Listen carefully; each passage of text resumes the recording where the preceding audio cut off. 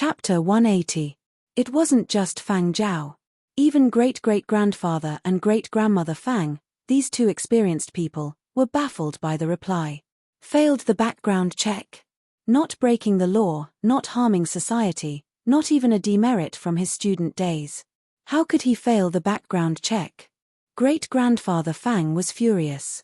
He asked an old comrade, and his old comrade sent someone to ask around before replying. I don't know if it's true, but I heard that they don't accept celebrities, the other party said. Don't accept celebrities? Is there a new policy? Great-grandfather Fang couldn't understand. He had volunteered to go to the most difficult place, yet he had been mercilessly rejected. Why was the background check being used as a reason to keep him out? Did being a celebrity have anything to do with being able to serve on the warship? Furthermore, he had been paying attention to the relevant laws and regulations, but he hadn't seen anything explicitly stating that celebrities couldn't serve on the warship. However, the examiners would indeed look at some things that were not shown on the file. For example, for some reason, they might feel that the applicant was not suitable to work on the ship. Celebrities were the last thing they wanted to see. Great-grandfather Fang had made some inquiries. Many of the warship's information was not made public. It would not be made public, or perhaps because of the time limit of confidentiality, no one would mention it. However, the old master had asked many of his old comrades and had more or less found out something. After summarizing the information, the gist was this: celebrities are just for show. They can't do anything well and have so much to do. Annoying. We don't want them. Whoever wants them can take them. After hanging up, great-grandfather Fang fell into a rare silence. He had been retired for so long that he had forgotten that celebrities were discriminated against in many places. Fang Zhao didn't have any black marks on his file, but he was a celebrity now, and the two warships weren't willing to accept his application. Great-grandfather Fang sat there in a daze for a while before suggesting, "Why don't we apply again?" "No need. I'll apply for the third most difficult option." Fang Zhao felt it was a pity that he couldn't go to Arcturus or Fomalhaut, but since there were such unwritten rules, he wouldn't force his way there, so he decided to pick another place. "You intend to choose the third most difficult option? Which one?" Great-grandfather and great-grandmother Fang leaned over to look at the screen. "Mining," Fang Zhao replied. "Mining? No, that's too far away, and the environment and climate conditions aren't good. If you choose to mine, why don't you just accept the assignment? There's a high chance that you'll be assigned to a mining area or participate in the construction of a base on another planet." God felt that this was not suitable.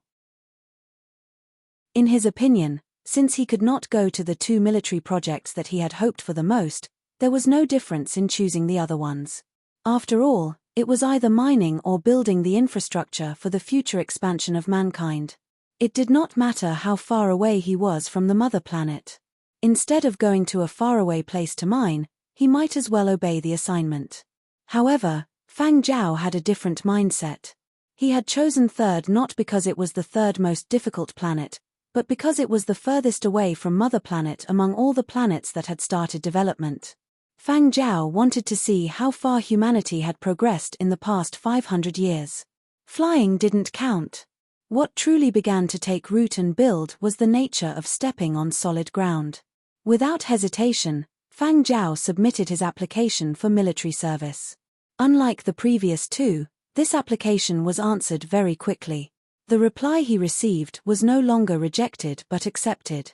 Fang Zhao submitted his application without hesitation.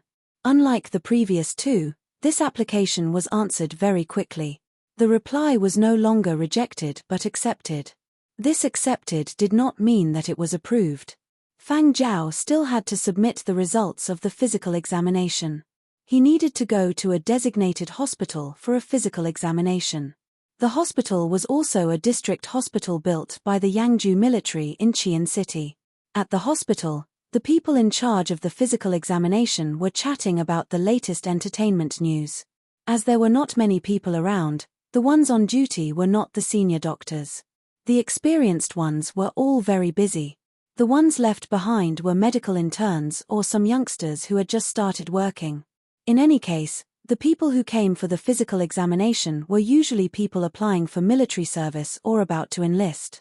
All they needed to do was control the machine to examine the applicant's constitution. As the few of them were chatting excitedly, they received a notification. Someone actually took the initiative to apply for military service and passed the preliminary examination. He should be here for a physical examination in the next 2 days. Oh, and it's from planet Baiji. How stupid is he?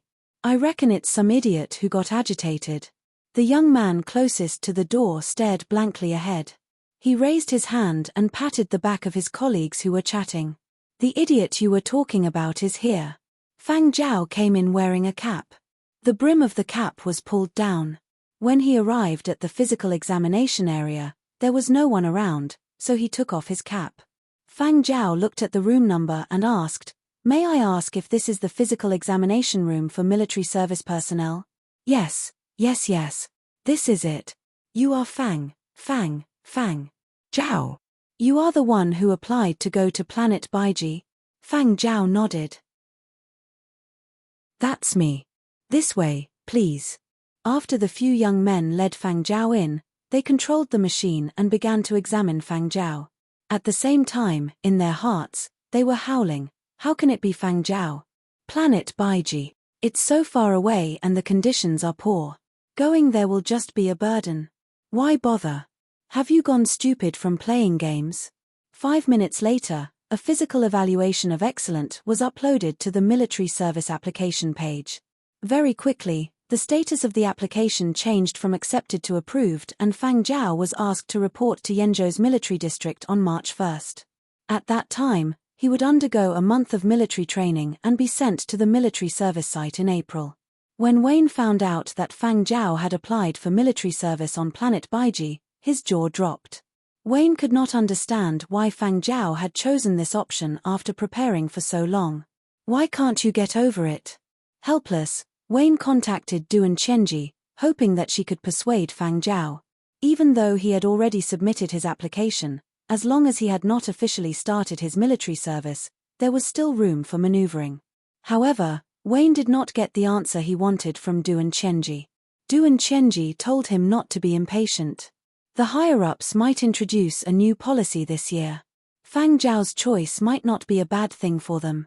The next day, Silver Wing informed Fang Zhao's grandfather of his choice, military service on planet Baiji. This choice surprised many people. Many people felt that Fang Zhao had gone crazy or guessed that there was some ulterior motive behind it. However, the application for military service approval had already been screenshot and could not be faked.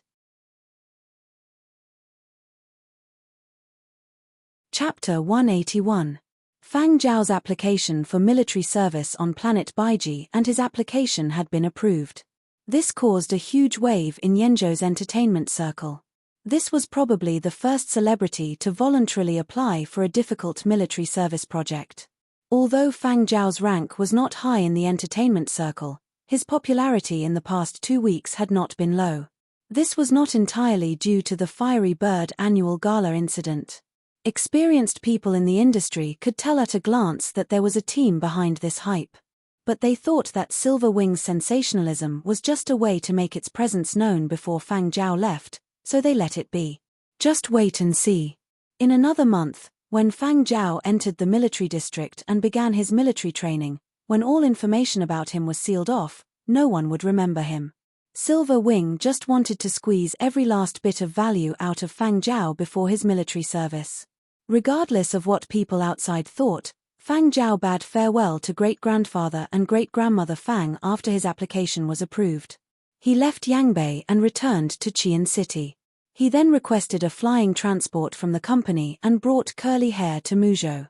Fang Zhao was about to leave for his military service and would only be back in a year. During this year, it was most appropriate to leave Curly Hair in Muzhou. Although there would be some inconveniences, at least Muzhou would have sufficient pastures and freedom.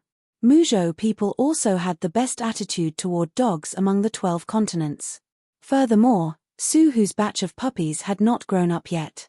For the upcoming sheep herding competition, Su Hu still planned to let Curly Hair lead the team. The new kennel had already been built and was just waiting for Fang Zhao to bring the dog over. Before Memorial Day, the houses that had been damaged by the accident at Dongshan Farm could no longer be seen.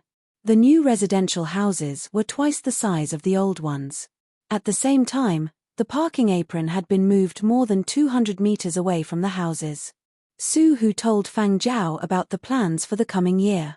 After all, Dongshan Farm had Fang Zhao's investment. Even if Fang Zhao was not around for a year, Su Hu had to let Fang Zhao know about the farm's future plans. By the time Fang Zhao left Muzhou and paid his respects to the martyrs' cemeteries in various continents, it was already mid-February. There were less than 2 weeks left before he left for Yenzhou's military training. At this time, Fang Zhao rarely went to the company. He visited old master Xue Jing and went to the hospital to see Ming Kang's son, Ming Yi, who was still receiving treatment. On his way home that night, a piece of news popped up. According to the latest news from Huangju, the Project Starlight, which has been shelved for 50 years, can be promoted once again. Every year, after Memorial Day, the military leaders of all 12 continents would gather in Huangju to discuss key development issues or important policy decisions. Project Starlight was a term that many youngsters might not have heard of. Some of the older people who did not pay attention to entertainment news would not have heard of it either. The stars in Project Starlight referred to celebrities. Regardless of whether you were a sports star, an e-sports star, an actor, or a singer, they all belonged to this category. The Starlight Project was first proposed by the Ministry of Education. Its purpose was to let celebrities play a good role in leading the way, thus guiding more young people to achieve more. But in the end, this plan could not really be implemented, because when the plan was in the experimental stage, there were too many shows, the capital competition was fierce, and the market was in chaos, so it had to be stopped. At that time, many people wondered how many years it would take for the Ministry of Education to restart this program again. Who would have thought that it would be proposed by the head of the military this year? The restart plan proposed by the head of the military would still have a testing phase, but the target of the test needed to be determined. For this reason, the heads of all 12 military districts had gathered candidates, and one of the 3 people recommended by Yang Zhu was Fang Zhao. After Project Starlight had been exposed, Duan Qianji had asked Fang Zhao for his opinion and if he was willing to continue to shine elsewhere. If Fang Zhao did not agree, then he could be eliminated in advance. Fang Zhao agreed. If he was really selected, he could cooperate with the plan, but the prerequisite was that his military service application could not be changed and he would still be on planet Baiji. 2 days later, the results of the military leaders' discussion were out. Out of over 30 candidates, 5 were finally selected. Fang Zhao was one of them, and he was the only one among the 5 who had no military service experience. Among the 5 celebrities, Fang Zhao had the lowest status in the entertainment circles and was the youngest. Fang Zhao had been selected as the first batch of Project Starlight. As for why Fang Zhao had been selected, it was not just because he had been rather popular recently, but also because Fang Zhao had taken the initiative to apply. It was rumored that when the heads of the various continents' military districts were finalizing the name list, an old general had seen Fang Zhao take the initiative to apply for military service on planet Baiji and had even praised him. "Young fellow, you have quite a high level of awareness. Worthy of praise." There was a big difference between taking the initiative to apply and being passively rejected. This was what Duan Qianji meant when she said, "It might not be a bad thing." After Project Starlight and the name list of the 5 chosen were announced, they dominated the headlines for 3 consecutive days. Silver Wing started to hype up the news again, and so did the companies behind the other candidates. Some of Silver Wing's competitors, who had originally been in a relaxed mood, had thought that Fang Zhao would be gone for a year and disappear one by one. They had not expected that he would actually bring up Project Starlight again. However, people in the outside world had different opinions about this. Some people felt that Fang Zhao had come out just to put on a show, just like those other celebrities of the past. There were also people who felt that Fang Zhao's spirit was praiseworthy, driving up yogurt's numbers. But there were also some people whose focus was different from others. Singing and dancing actors could perform, but what about Fang Zhao? Was he going to lead Planet Baiji's people in gaming? Or was he composing songs for Planet Baiji's people? The government hoped that such a popular celebrity could shine in another distant and frigid place. Fang Zhao, you have to lead the way. Whether this plan can really be implemented will all depend on your performance, Wayne said. What do I need to do? Fang Zhao asked.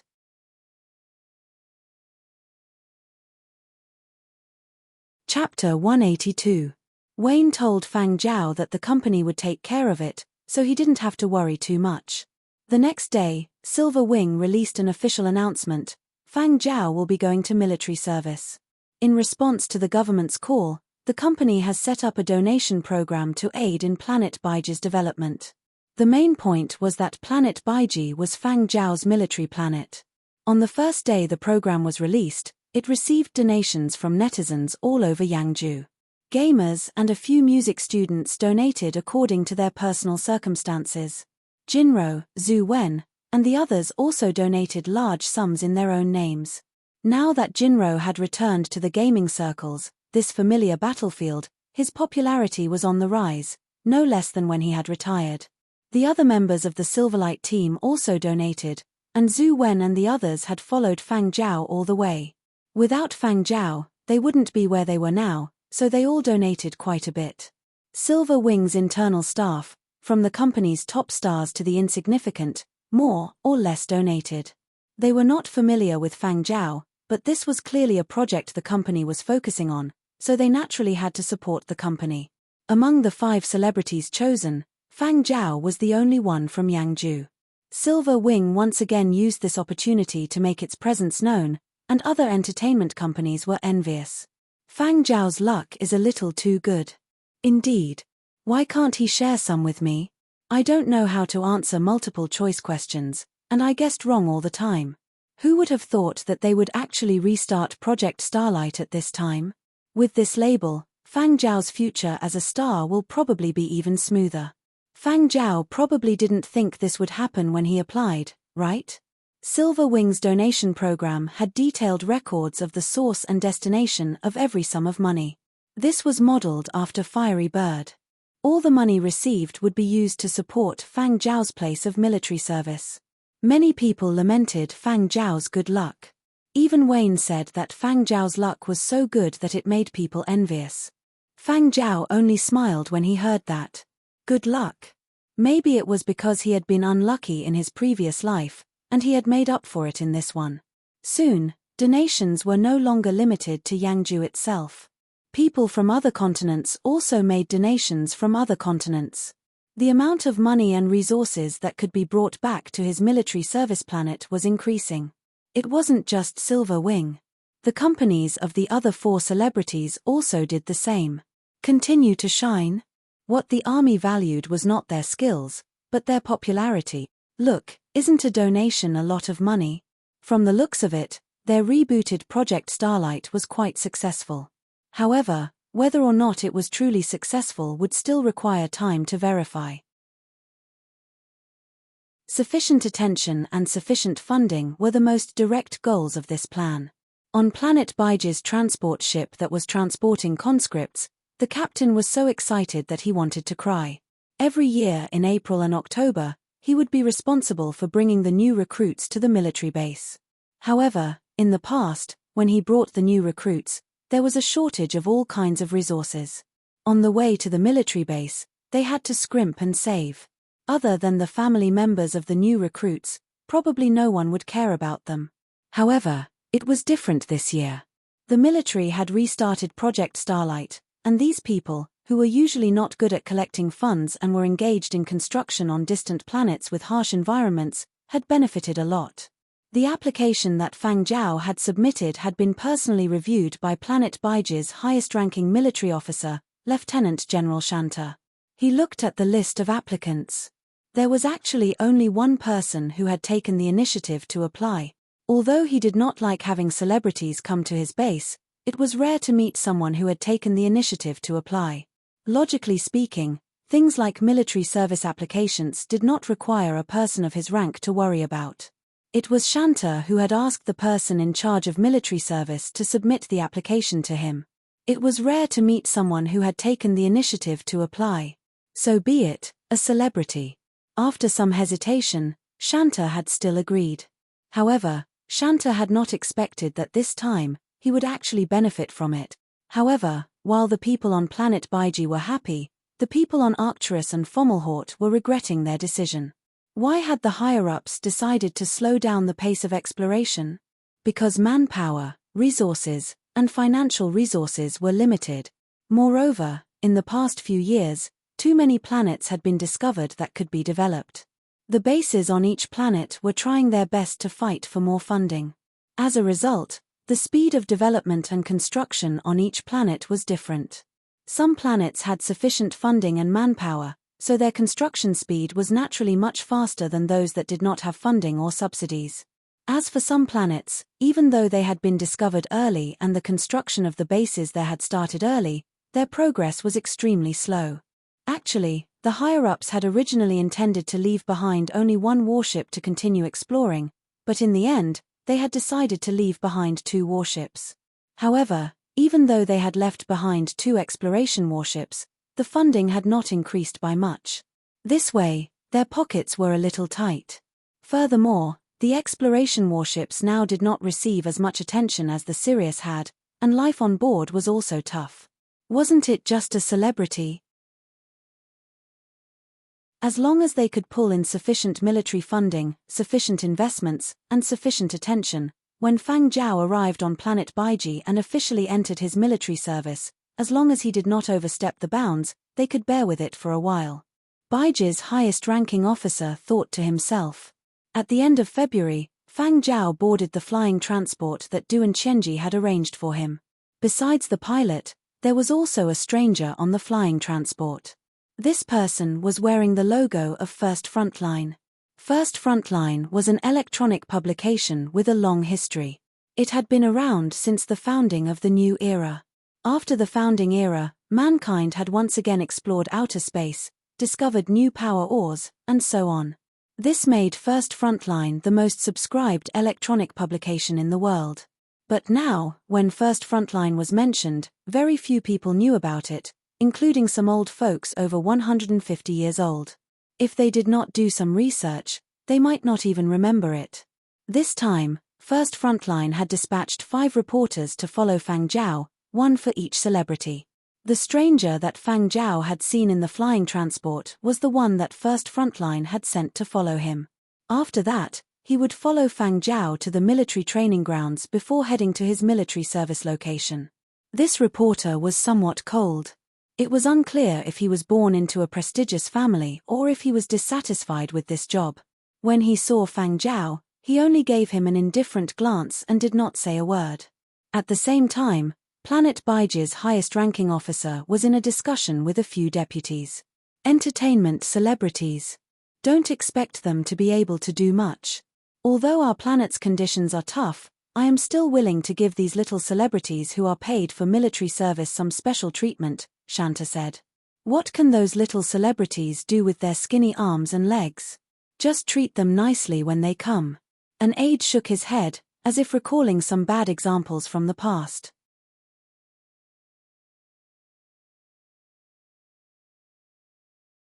Chapter 183. Yangzhou Military District. A civilian flying transport gradually approached. After identity verification, it stopped at a landing pad. The moment the people in the military district saw the flying transport, they knew who it was. Generally, besides military flying transport and some flying transport with special tags, normal civilian flying transport was not allowed to enter. However, the recent Project Starlight incident had caused a huge uproar. In the entire Yangzhou military district, even people who did not pay attention to entertainment news had heard about it. However, the military district was different from other cities in Yangzhou. Even if there were some people who were curious about the youngest star of Project Starlight, they would not gossip about him like the people outside or stare curiously at the flying transport to see what was going on. They would still do what they had to do and stand guard at their respective posts. When Fang Zhao alighted from the flying transport, he could feel the atmosphere here was completely different from outside. It was even more solemn. If it was a youngster who had never experienced such an occasion, he would probably not even be able to relax. Duan Chenji's husband, Hong Lu, was in charge of handling matters in the military district. The person who received Fang Zhao was a quick-witted major. As this was his military service, Zuoyu did not follow Fang Zhao, but the people here did not make things difficult for Fang Zhao. Naturally, part of the reason was that Duan Chenji and Hong Lu had entrusted someone to take care of him, and part of the reason was the influence of Project Starlight. It was reasonable to say that many people in the military district, especially those with high military ranks, actually did not care about so-called entertainment stars, but this time, they had opened the door wide on account of Fang Zhao's military service.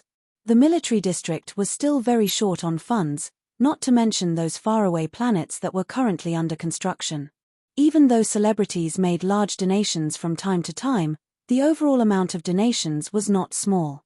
However, the cost of military construction was even higher, and coupled with the uneven distribution of funds, it resulted in many planets not being able to keep up with the plans and construction being delayed.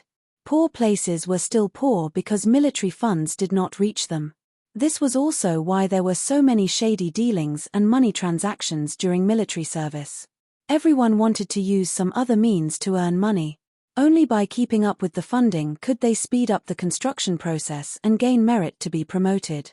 For example, the ability to achieve real-time communication between distant planets was attributed to a powerful communications network. Maintaining such a powerful communications network required huge expenses. Every piece of equipment connected to the network was also extremely expensive. Ordinary people simply could not use it. Prior to this, only important military departments and an extremely small number of large enterprises would use it. Some distant planets that were still in the early stages of development only had one device connected to this communication network. This time, Planet Baiji's highest-ranking officer was very excited because he thought that as one of the 5 members of Project Starlight, as long as Fang Zhao had the ability, he would be able to pull in donations and investments from fans. Planet Baiji having a second piece of equipment that could connect to the internet was no longer a dream. With the upgrade of the communication network, the efficiency of solving problems would also increase. Only then could the construction speed up. Thinking about it this way, how could they not support this kind of people who served with funds? Moreover, this was an innovative plan proposed by the higher-ups. Only by following the higher-ups would they have meat to eat. Of course, they had to support it. Because of this, Planet Baiji's highest-ranking officer, Shanta, had specially contacted a few old friends from Yenzhou's military district and asked them to take good care of Fang Zhao. Fang Zhao was a gaming geek and artistic youth, so he was different from those boorish men. If they did not know how to treat him, they would first treat him like a mascot. In any case, he would be leaving for his military service in a month. The people from Yangzhou thought to themselves, "Do I need you to tell me that?" After all, Fang Zhao was a Yangzhou citizen. Even though his military service was not in Yangzhou, as long as the new light project was effective, the Yangzhou military would also benefit. One of the ways in which the higher-ups of the military district took care of Fang Zhao was that during military training, Fang Zhao was assigned to a special group of people. The so-called special group, in this place, referred to some technical talents who would follow the conscripts to the same location, such as medical, engineering, and other elites. These technical talents had all served in the military before, but if they wanted to be promoted, they had to have more qualifications and contributions. Following the conscripts to a distant planet to participate in construction was a way to gain experience. Even though it was a little tough and risky, the rewards were great, so it was worth the risk. Among the batch of people who were about to head to Planet Baiji, the youngest among the technical talents was already over 40 years old, while the oldest was over 100. However, people in the new era had long lifespans. Even if they were over 100 years old, they would only be considered middle-aged. As a reporter sent by First Frontline, Kevin Lin needed to report on Fang Zhao's daily life to the higher-ups. He also needed to participate in military training, but a military training of this level was really not a problem for him.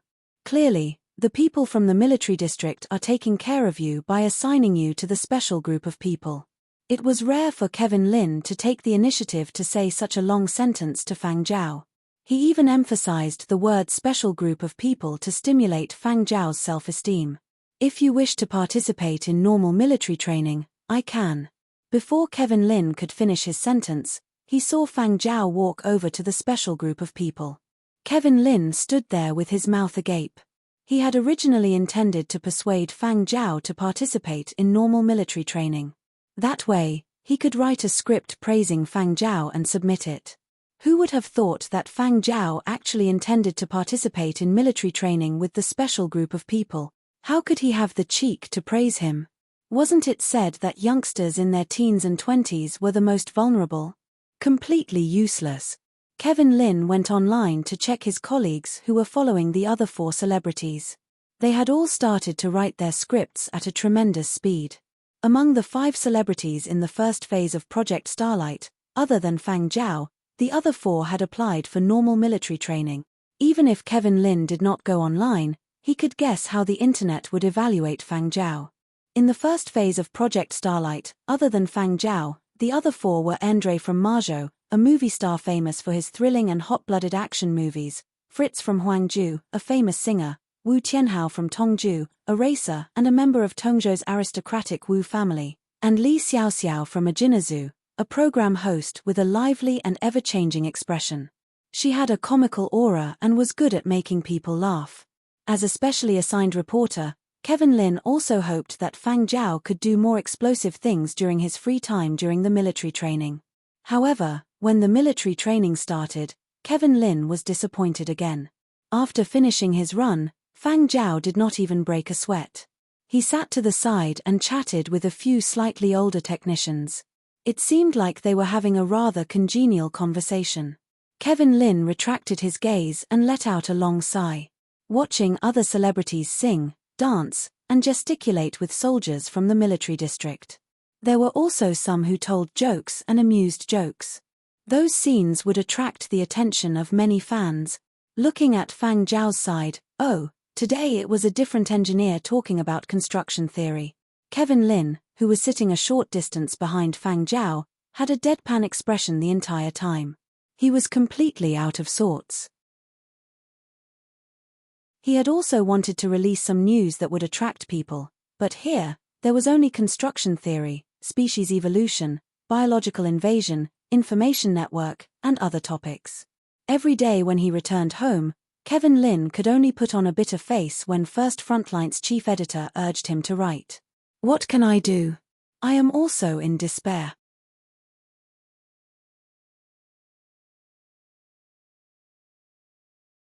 Chapter 184.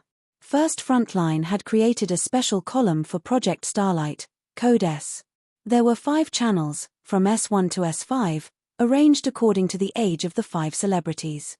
The oldest of the 5 celebrities participating in the program was the 67-year-old Li Xiaoxiao.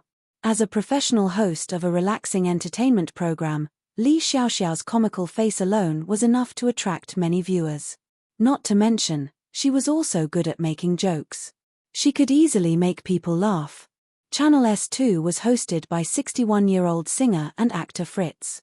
In the new era, 61-year-old men were still considered to be in their prime. Fritz's handsome appearance and elegant mannerisms were reminiscent of a gentleman from the old era, and he attracted the attention of many women. S3's Andre was well known among the general public because of the films he had acted in. Especially after joining the local military, he had applied for military training with other conscripts. His outstanding training results had won him the praise of many fans. There was no need to mention Channel S4. Wu Tianhao, born of Tongzhou's wealthy Wu family, had a natural halo around him. Coupled with his own ability, he had made a name for himself in the racing world. Of course, what attracted his fans the most was his ability to show off. It was as if he was constantly showing off his unique style. Drinking water was like shooting a blockbuster. Even the angle of his hair was calculated, and he strove to capture the most glamorous image. As for S5, gaming guru? But at a time like this, he couldn't play or commentate. How could he liven up the atmosphere? Compared to the other 4, he was at a huge disadvantage. Kevin Lin held a pen and tapped on his paper notebook. He had been in the military for 2 weeks. Seeing the numbers getting worse by the day, Kevin Lin was getting anxious. But then he looked at Fang Zhao, who seemed to be oblivious, and he felt mentally and physically drained. It wasn't that he hadn't spoken to Fang Zhao. On the third day he'd arrived at the military base, he'd spoken to Fang Zhao during his free time. He'd even shown Fang Zhao the data he had. According to the statistics, among the 5 Project Starlight channels, Channel S5's numbers were the worst. Furthermore, the number of online viewers was still on the decline. Kevin Lin had even argued with Fang Zhao. Look at them, then look at you. You can't play games in the military base, but you can try singing. If they tell jokes, you can tell other jokes. Don't spend all day talking about high-tech topics with those boring technical people. We are going for the masses now, so we have to be a little vulgar. However, Fang Zhao did not get angry when faced with Kevin Lin, who had a belly full of pent-up anger, but he did not accept his suggestion either. Kevin Lin had even requested to switch subjects during his report to the chief editor, but it had been rejected. The other 4 reporters weren't stupid either.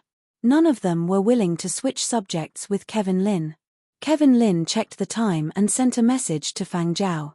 Today's live broadcast was about to begin. On the training ground, Fang Zhao was carrying an engineer who was over 100 years old on his back. As this batch of special personnel heading to planet Baiji, the technicians did not have to undergo the same amount of training as the conscripts, but they also had a minimum task. One of the tasks was to run 10 laps around the training ground. 1 lap was 500 meters, so 10 laps was 5,000 meters.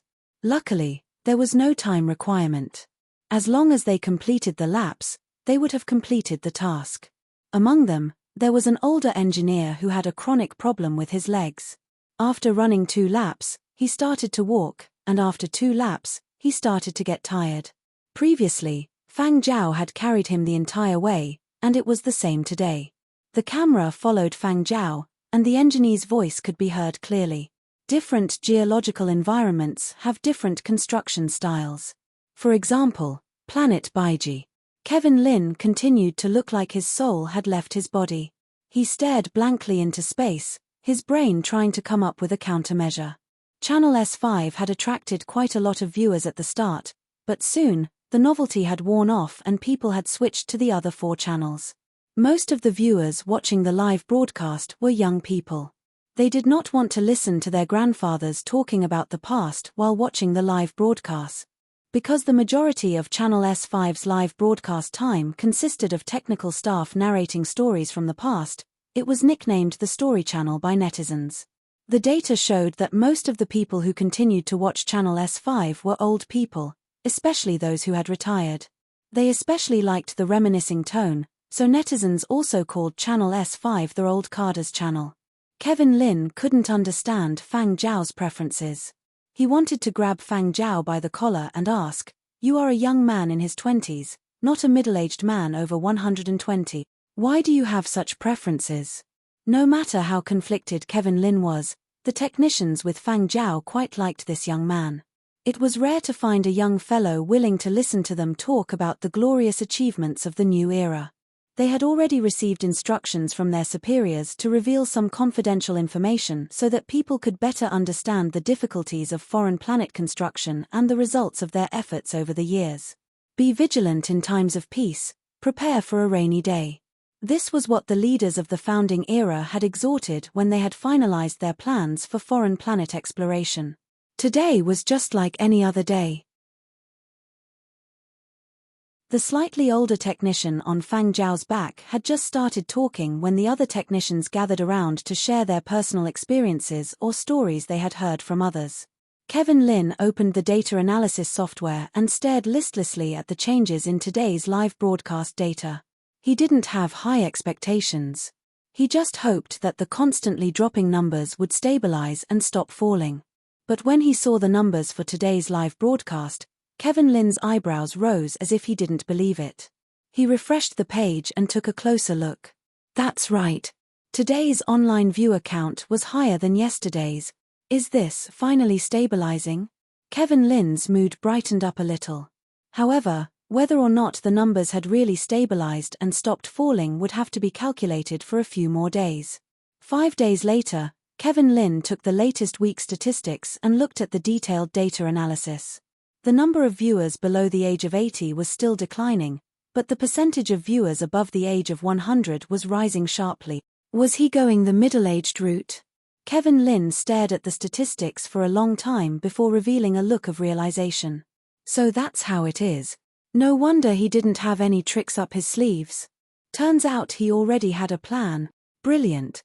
Old people didn't like to listen to the songs that young people like to listen to, nor did they understand the humor of those humorous jokes. They just loved to listen to the stories of experienced people. Not only did it increase their knowledge and satisfy their old curiosity, it also helped them sleep. Especially those old retired officials. It was said that many people listened with great interest. Even though they had already retired, their influence was still there.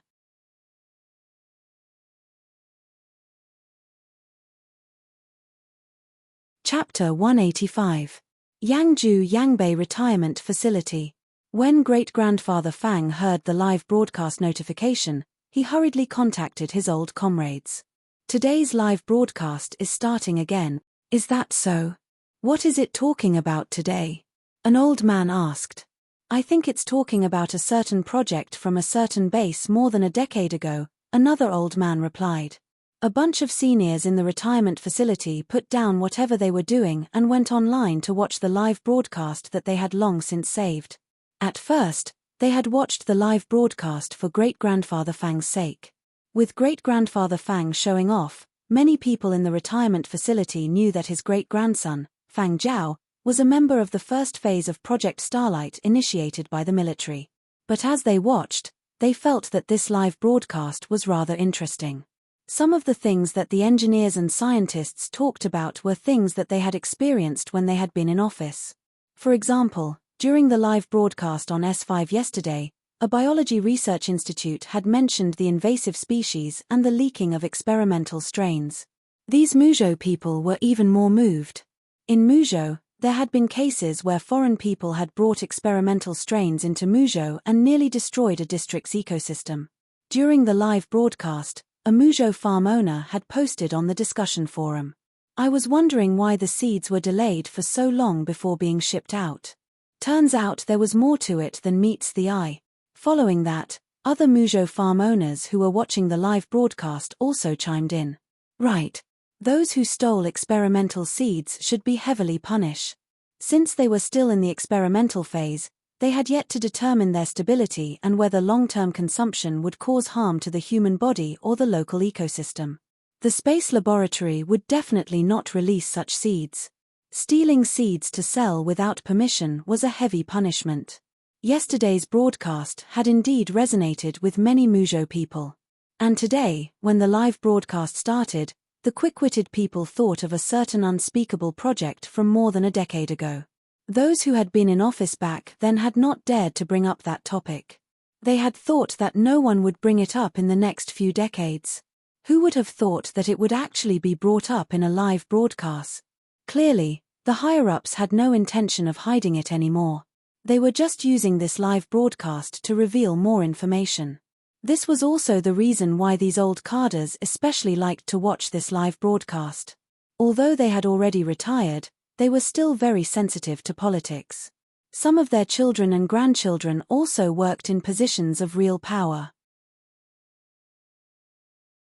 These old fellows with a keen sense of smell could use the information revealed by the live broadcast to remind the younger generation in their families. Back then, I said that project absolutely could not be carried out. There were too many drawbacks, but no one believed it. It turns out that I wasn't wrong. Isn't it revealed now? It's such a waste to invest so much manpower and money into it. An old man with a grizzled beard and hair said with a pained expression, but he was secretly proud of himself. See, I was right, wasn't I? But you idiots just won't listen. I heard Channel 1 mention this yesterday, but it was just a casual mention and didn't say much, another old man said. Hey, why watch one channel? Watch 5 channels. Channels 1 to 4 are for young people. We're not used to watching those, so we have to watch Channel 5. Channel 5 has the most information. Is that so? I'll change the channel. The situation at the Yangbei retirement facility was similar in other continents. For these old people, what they most wanted to see were the things that had been classified as secret but were now loosened up and released. Then, based on these things, they could speculate on the intentions of the leadership. In the eyes of these old people, if a live broadcast was interrupted by singing, changing topics, or telling jokes, it was like being immersed in a TV series and suddenly being interrupted by a long and annoying advertisement. As for Channel S5, Fang Zhao would not sing during the live broadcast, and he would not change topics. Basically, most of the time was left for the technical staff to narrate. Fang Zhao would only occasionally say a few words to guide the conversation and get the information he wanted to know. Young people might find the content of Channel S5 boring, but some old people who had held important positions or had just a little power felt that this was a live broadcast channel tailor-made for them. Ignoring politics, just using it as a conversation topic was pretty good. Many old people who were bored out of their minds at home now felt that they didn't need to think of topics to chat about. Channel S5's live broadcast gave them endless inspiration. 3 weeks after Fang Zhao had arrived at the military district, a higher-up had mentioned Channel S5 during a meeting because his grandfather watched it every day.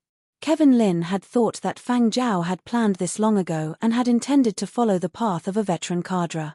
But in reality, Fang Zhao was hanging out with the special crowd and guiding them to talk about past events every day because he wanted to understand them. When the 3rd week of military training was coming to an end, the conscripts went through an outdoor field training exercise. However, regular soldiers in the military were going through the standard field training. Those conscripts were going through the inferior version of field training. As for the special crowd of the same batch, it wasn't field training, it was a wild outing. Some people were unhappy that Fang Zhao was still hanging out with the special crowd. As for the engineers and technicians, no one would say anything about them.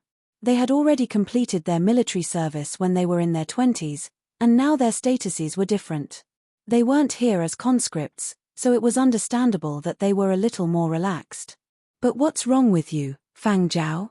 How can you goof around with the special crowd every day? Don't say you carry people on your back every day, but look at how relaxed you are. Who knows if you're faking it? If you don't increase the intensity of your training and improve your physique, you'll suffer when you arrive at your military service. Even celebrities who received preferential treatment still suffered when they arrived at their military service. Regardless of how people watching the live broadcast online evaluated Fang Zhao, the number of viewers on Channel S5 continued to increase at a slow pace. Nearly half of the viewers were over 100 years old. The 4 weeks of military training finally came to an end. After a short break, everyone prepared to board a special flying transport to the space station. Everyone who had served in the military knew that this kind of spacecraft, which was specially used to send servicemen to the space station, was a nightmare for newcomers. This was a head-on blow for the conscripts. What it meant was that from now on, they would begin a tough life of military service. Kevin Lin rejoiced in his heart. Luckily, he had followed Fang Zhao, and Fang Zhao had followed the special crowd. The engineers and technicians were all in the steadiest cabins, so the impact and tremors they had felt would surely not be that great. In the chat group of special correspondents for Frontline News, the other 4 celebrity correspondents were discussing when they should take their medication or receive injections. They really didn't want to experience the excruciating feeling of going to heaven, so they planned to use medication to alleviate the pain. Just as he was rejoicing in others' misfortune, Kevin Lin saw Fang Zhao walking toward the cabin the conscripts were in. Kevin Lin hurriedly stopped Fang Zhao. "Wait a minute, Fang Zhao. Are you going the wrong way?" "I'm not going the wrong way. Didn't you always wish for me to be with those conscripts?" Fang Zhao asked. Kevin Lin. "I didn't bring any medication today." Because he felt that Fang Zhao would definitely continue to be with those technicians, Kevin Lin simply hadn't made any preparations to alleviate the pain. He hadn't brought any medication or injections. He had no choice. As a specially assigned reporter, Kevin Lin could only follow Fang Zhao around.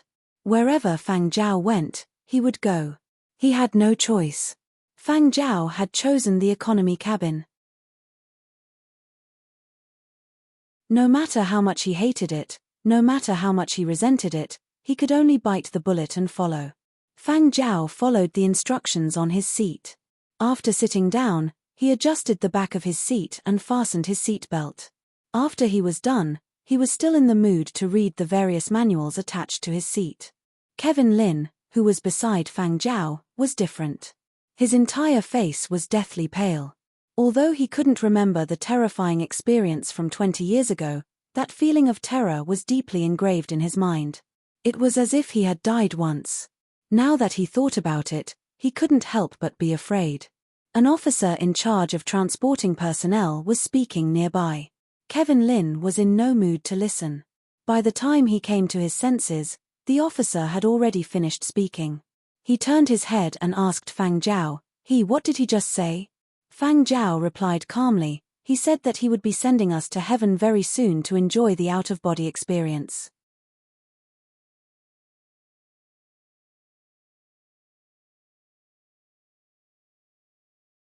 Chapter 186. When the flying transport first took off, the apprehensive enlistees heaved a sigh of relief and thought, "It's just SOSO. It's just like taking off and landing in a flying car." But they soon realized that they had been too naive. As the flying transport rose rapidly, Kevin Lin's face turned paler and paler. Rumble, there seemed to be a deafening roar coming from outside.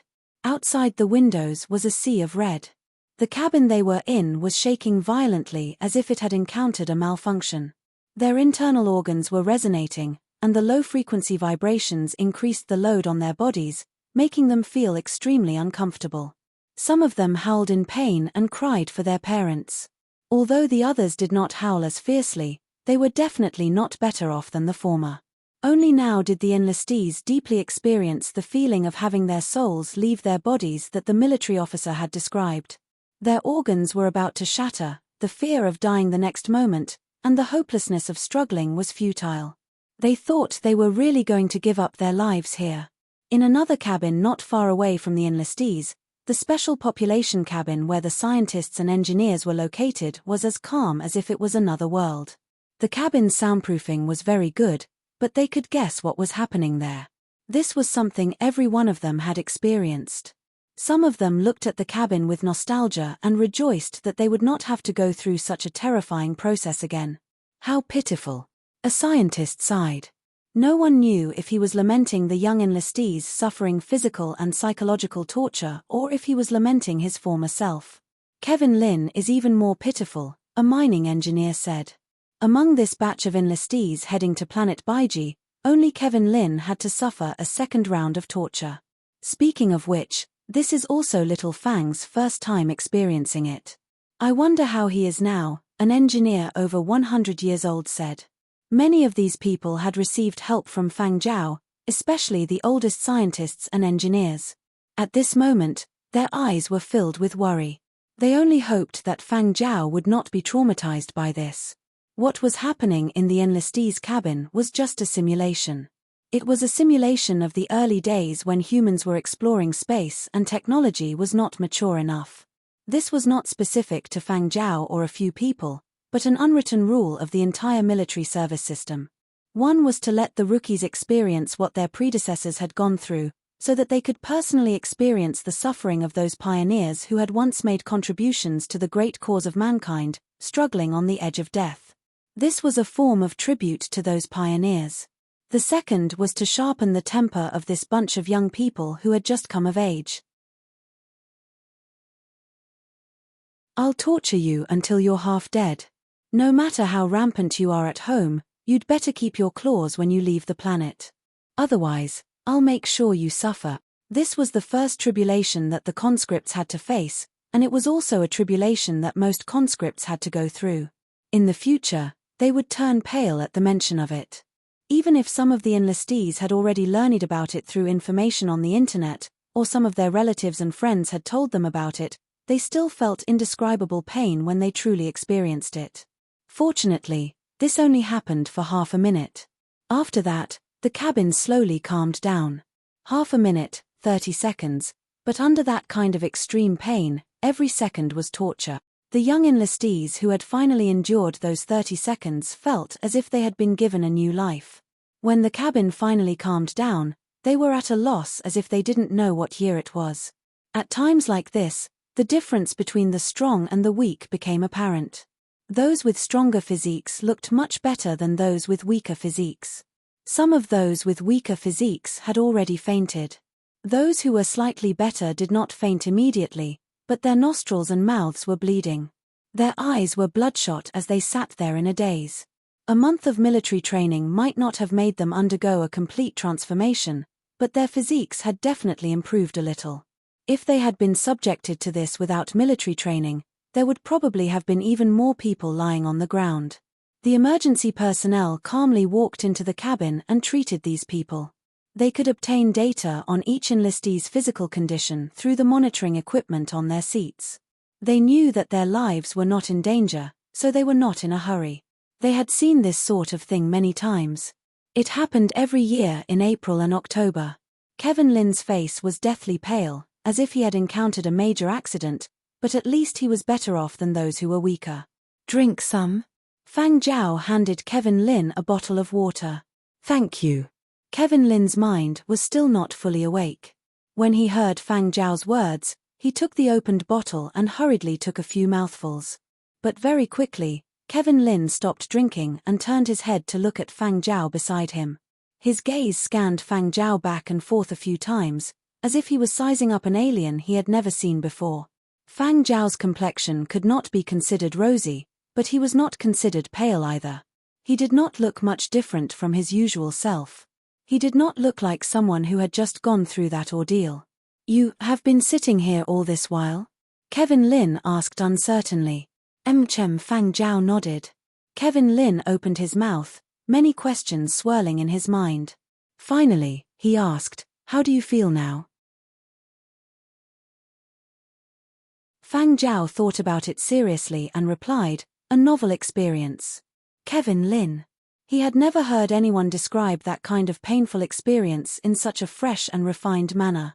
Seeing that Fang Zhao did not seem to be faking it, Kevin Lin muttered, "Is his physique that strong?" However, when Kevin Lin thought about how Fang Zhao usually carried those slightly older technicians on his back, he felt relieved. That's right, Fang Zhao's physique seems to be pretty good. Very quickly, Kevin Lin once again lamented his wise decision. Luckily, he had made preparations and had not planned on broadcasting the entire process of going to heaven. Otherwise, he would have lost a lot of face. Even without watching the surveillance footage in the cabin, he knew what kind of state he had been in. He reckoned that he had been scared out of his wits before the process had even begun. He had no image to speak of. In the control room of the flying transport, two colonels in charge of transporting the enlistees stood in front of a screen. They had seen the situation in the enlistees' cabin through the surveillance footage. "This batch of people isn't bad," a lieutenant colonel said with satisfaction. He was also the one who had told the enlistees to send you all up to heaven and enjoy the out-of-body experience. Although among this batch of enlistees, there were still some who had fainted in that short 30 seconds because their bodies could not take it or because they were under too much psychological pressure, the number was still acceptable. Overall, it was considered pretty good. Of course, the Yangju military instructors felt that this was the result of their proper teaching. Not bad. The colonel standing at the side did not have much emotion on his face, but when he saw Fang Zhao's position on the screen, his eyebrows twitched, and he pointed to the screen. "Is this kid really one of the 5 stars of Project Starlight?" "That's right, it's him. I originally thought that he was just a small celebrity with good luck. Never would I have imagined that he would actually have some ability." They all knew that during Fang Zhao's previous month of military training, he had been with those scientists and engineers. The amount of training definitely could not compare to that of the other enlistees. Logically speaking, the results of this month's training and the degree of improvement in his physique definitely could not compare to that of the other enlistees. But now, it seemed that being able to endure that 30 seconds of torture showed that his physique was much better than the others. Actually, it is understandable. After all, he is also someone who received an excellent grade in his physical examination. That's true. I just hope that he performs well later on and does not embarrass our Yangju. The two of them did not discuss this matter too much. They were only responsible for sending this batch of Yangju enlistees to the space station. After that, their mission would be complete and they could return directly to Earth. As for how Fang Zhao would perform after that, they actually did not have high expectations.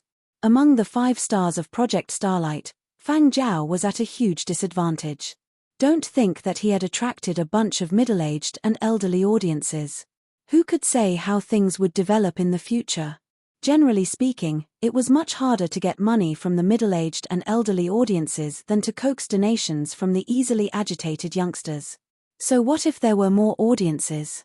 If there were not enough donations and military expenses could not be raised, wouldn't he still be inferior to others? However, in their expectations, as long as Fang Zhao did not get left too far behind by the other 4, it would be fine.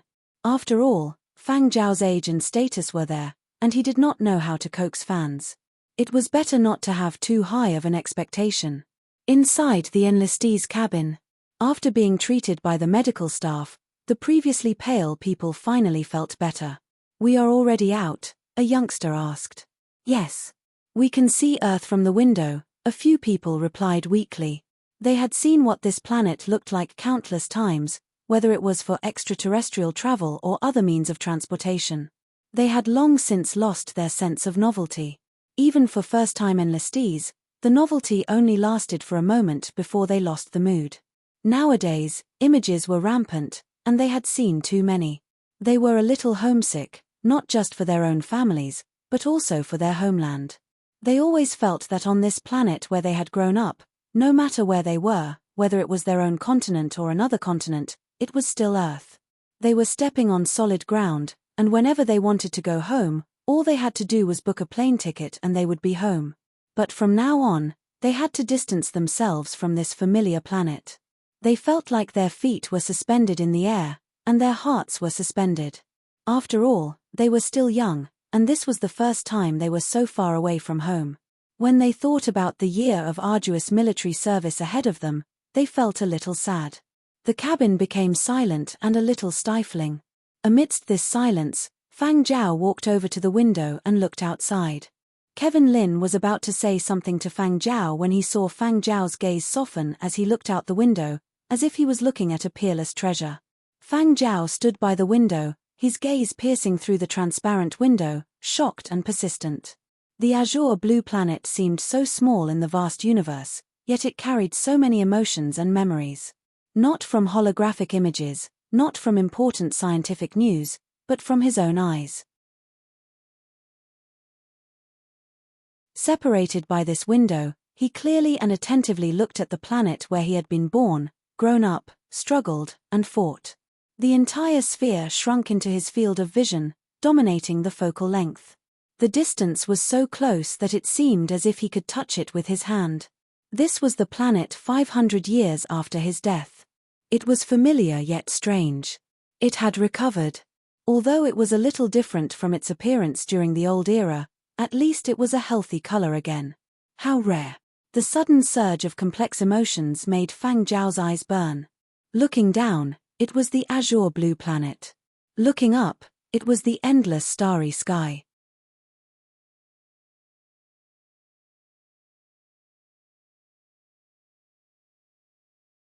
Chapter 187. Kevin Lin watched as Fang Zhao stood by the window and watched intently. Kevin Lin could not see any pattern to Fang Zhao's movements. Homesick? Kevin Lin asked. In his opinion, Fang Zhao was only in his 20s. He was too young. Like the others, Fang Zhao was probably feeling apprehensive about leaving home for the first time. Fang Zhao did not reply directly. He shifted his gaze away from the window and looked at Kevin Lin. How long will it take to reach Baiji? We have to gather at the space station first. Then, we will head to the destination with the people from the other continents. But it won't take too long. We just need to take a nap after boarding the ship, Kevin Lin said. Fang Zhao nodded and fished out a small paper notebook. He had gone through 2 security checks when he had brought the notebook on board the flying transport. He had bought this new notebook before coming to the military base, so it did not have any records. Kevin Lin craned his neck to take a look when he saw Fang Zhao writing something in the notebook. He had no intention of hiding it. Can't understand it. What are you writing? Kevin Lin probed. What you write will have to go through security checks in the future. It's just music scores. I'm not afraid of checks, Fang Zhao replied. Music scores? Kevin Lin had not expected such an answer. He had thought Fang Zhao was going to keep a diary. During military service, any written information that was to be sent out had to go through layers of security checks. Diaries were not out of the question, but they still had to be sent for security checks. Composing was the same. As long as it was not classified, there would be no problems. Yes, composing. I almost forgot that you have a composing background. Kevin Lin was curious again. Does that mean you have new inspiration for composing? Do you want to compose it? I can play it for you to listen to. I don't have any equipment. I'm just recording it now. I'll record it after my military service is over, Fang Zhao said. There were no professional performers or music equipment, so Fang Zhao could only record his inspiration in his notebook. Kevin Lin was disappointed. Is that so? He would have liked to borrow the gimmick of composing to attract more audience attention, but since Fang Zhao had said so, he could only give up on that idea. The others in the cabin had finally recovered a little. Their bodies and minds were no longer as uncomfortable. Only then did they approach Fang Zhao for autographs. Among them were quite a number of gaming fans, so naturally, they knew who Fang Zhao was. According to a young enlistee, when they had found out that they had been assigned to Planet Baiji, they had been rather gloomy, but after Project Starlight had been proposed and they had found out that they had been assigned to the same planet as Fang Zhao, this bunch of youngsters had perked up again. Regardless of whether they were fans of Fang Zhao or not, they felt that since Fang Zhao was with them, it would not be too tough on Planet Baiji. However, they did not have much time to chat. The flying transport arrived at the space station very quickly. The captain was already waiting at the transport ship. This batch of people rested and reorganized at the space station before boarding the transport ship to Planet Baiji along with other people from other continents who had also been assigned to Planet Baiji. This time, Fang Zhao had been assigned to the special group of people for easier management. Researchers and engineers usually did not have much time to pay attention to gaming news. Fang Zhao was either a stranger or only knew a little about him, so they were not as excited as the new enlistees. Just as Kevin Lin had said, to minimize energy consumption on the transport ship, these people had all entered hibernation pods and were in hibernation mode. It was as if they had slept. When they were woken up, the transport ship had already arrived at Planet Baiji. Actually, Fang Zhao had woken up long ago. The hibernation pod did not have much use for him, but to not appear too out of the ordinary, Fang Zhao had been pretending to be asleep, thinking about things, or composing music. We have finally arrived. Kevin Lin yawned as he crawled out of the hibernation pod. He tried his best to wake himself up. After thinking for a bit, he remembered what he had wanted to say to Fang Zhao. In a while, after we have settled down, we will definitely be called to the cafeteria for a meal. The process will be broadcast live, so there will be a lot to watch. I have already applied to Planet Baiji's top commander for this, and he said that he would make arrangements for the 5 of you. There is definitely no need to worry about that side.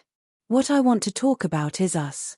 Kevin Lin sternly said, since it is a documentary report, we will naturally report the most realistic scenes. You will have to behave well in the cafeteria. The conditions on Planet Baiji are harsh, and the food will surely be far from what you have eaten in Qian City.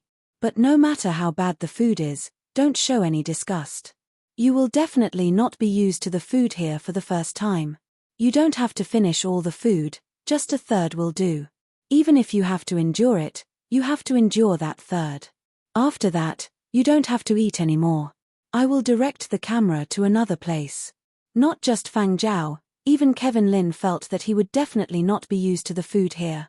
It was impossible for him to finish all the food here, so he just had to pretend. Kevin Lin did not think that tolerating for a while would be a problem, but he was worried that Fang Zhao was too young and his tolerance could not be compared to those professional actors. If Fang Zhao displayed a rejection and disgust for the food here, it would not be a good influence. Although Kevin Lin did not like Fang Zhao and had always been a little resentful, he had even looked down on Fang Zhao because he was the lowest ranked among the 5 Project Starlight stars, but he would not go so far as to cheat Fang Zhao. Did he think that cheating Fang Zhao would make him feel better? Right now, the two of them were grasshoppers tied to the same rope. After taking their assigned room number and tidying up a little, they were told to head to the cafeteria to eat. Punctuality was a basic requirement in military management. Even the dispirited conscripts knew that they could not afford to make mistakes at this time. Regardless of whether they had packed their luggage or not, they hurriedly put on their clothes and headed to the large cafeteria. Fang Zhao and Kevin Lin also hurried over. This time, Fang Zhao could not follow the special group of people. He had come here as a conscript, so he headed to the area allocated for conscripts in the large cafeteria. Kevin Lin hurriedly followed the flow of people as he quickly gave Fang Zhao information about Planet Baiji. Here, you don't have to worry about anything else. The base's safety is naturally guaranteed by the garrison. As an ordinary conscript, you have to remember that in this kind of place, there are 2 kinds of places where you can eat anything. In order to fight for a special assignment, Kevin Lin had done a lot of preparatory work. He also shared this information with Fang Zhao. One is to have a good stomach. A good stomach does not mean a good appetite. It means that your stomach needs to be strong enough. As long as it is provided by the base, you can eat anything without developing any allergic reactions. The second is to be able to eat anything. As long as it is edible, no matter what it looks like, how it tastes, whether it tastes good or bad, it can be used as food. In other words, not only do you have to have a strong stomach, you also have to eat a wide variety of foods. Generally, on this kind of undeveloped planet, the geological environment was poor, and there was not enough variety of life forms. As more and more people joined the base, the resources allocated were limited. Therefore, in order to meet daily needs, new foods were naturally developed. As long as it was non-toxic and could be digested by the human body, it could be turned into food and provided to the garrison and conscripts on the base. In the future, there would be no need to be surprised if anything appeared on the dining table. After entering the large cafeteria, Fang Zhao and Kevin Lin sat down at their seats and waited for the meal to start. Whether or not a meal was served here depended on the time, not the people. When it was time, no matter what had been done or if there was a reason, latecomers would not be allowed to take half a step into the large cafeteria. This time, the base will definitely not treat us too badly. There are so many people watching the live broadcast, and there are also many veterans watching online. This bunch of people on Planet Baiji probably won't choose to wash their dirty linen in public. Instead, they will do a good job of saving face. The food will definitely be bad, but it will not be the same as the food on the base. No matter what, it will be slightly better, Kevin Lin analyzed logically. But not long after Kevin Lin said that, he got a slap in the face. After adjusting the angle of the camera, Kevin Lin was about to enjoy a little more freedom from the camera when the cafeteria's bell rang. The previously noisy cafeteria quietened down in an instant. Then, a food delivery robot delivered plate after plate of suspicious objects to them. That is, a plate of bugs. The discussion section of the live broadcast channel had already exploded. The fuck? What is this? Bugs? Actually eating bugs? This isn't even cooked, right? So disgusting. Can't it be processed before eating? Don't make a fuss out of ignorance. Back when we were serving, it was the same. Although the species we ate were different, bugs and whatnot were eaten. As for why these weren't processed further, nonsense. Where would we find the time, manpower, and energy to process so much food? Rather than wasting energy, we might as well mine for more research. Kevin Lin remembered that there were cameras, so he resisted the nausea and did his best to maintain a calm expression. In the past, he had not gone so far during his military service. His family's financial situation was not bad, and he had spent some money and pulled some strings during his military service. Therefore, although his military service had been tough, it had been much easier compared to his peers. But this time, he had not expected to suffer so much. However, as a reporter with professional ethics, Kevin Lin still tried his best to suppress the nausea in his heart. Remembering that Fang Zhao was beside him, Kevin Lin glanced over at Fang Zhao worriedly. Fang Zhao's face did not have any expression of disgust, rejection, or anger. Instead, he was curiously looking at the so-called dinner on the plate. Seeing this, Kevin Lin relaxed and secretly gave a thumbs up. "Young lad, I admire you. You really know how to act. Impeccable acting." That little bit of curiosity was also perfectly put on. Fang Zhao did not know what Kevin Lin was thinking. He looked at the plate of roasted bugs in front of him. Initially, he was curious and astonished at seeing something new, but after that, he calmed down. In his previous life, Fang Zhao was someone who had truly experienced hardship. This small matter did not scare him. Without a change in expression, he picked up his fork and forked a piece of the bug on the plate. After studying it for a while, he recalled some of the taxonomy that the scientists there had taught him back in the Yangzhou military district. Invertebrate, arthropoda, millipede. Kevin Lin. Online audiences.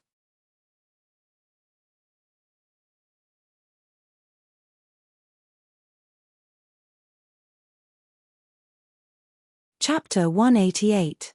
Fang Zhao did not know much about the classification of living organisms. He could only make a rough judgment based on what the researchers had told him.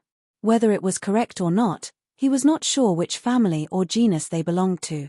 He had only said this because he had seen the food on the plate and remembered that one of the scientists' missions was to classify the species on this planet. After saying this, he noticed that Kevin Lin was looking at him strangely. "What's wrong?" Fang Zhao asked. Kevin Lin shook his head. He remembered that they were still in the middle of a live broadcast. Time was limited. After arriving at the base, due to budget and resource constraints, the higher-ups had reduced their daily live broadcast time from 5 hours to 1 hour at most. He did not want to waste precious time on classifying the species. Kevin Lin did not harp on what had just happened. He put on a natural smile and said, "These are the organisms of planet Baiji. However, we still need an experienced veteran to explain how to eat them."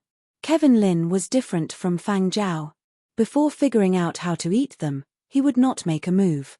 It would be easy to make a fool of himself, so he let someone else demonstrate first to at least have an idea.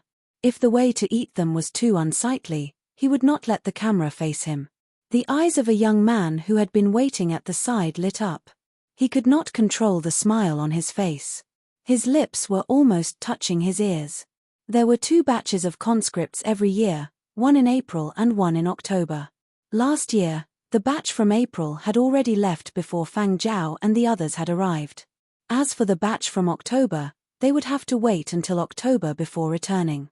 This young man had already served on planet Baiji for half a year. He was the leader of a small mining team. His name was Tan Ji, 21 years old, a third-year university student who had taken a year off from school for his military service. His usual performance was pretty good and he was quick-witted. After many applications, base leaders had given him this chance to show his face. During their military service, there were not many opportunities for them to contact their families in real time. In places with better conditions, they could contact their families once a week. In places with poor conditions, they could only contact their families once a month. Each time, there was a time limit. Most of the time, they had to follow the lowest standard set by the government, 1 minute, which was the time to ensure their safety.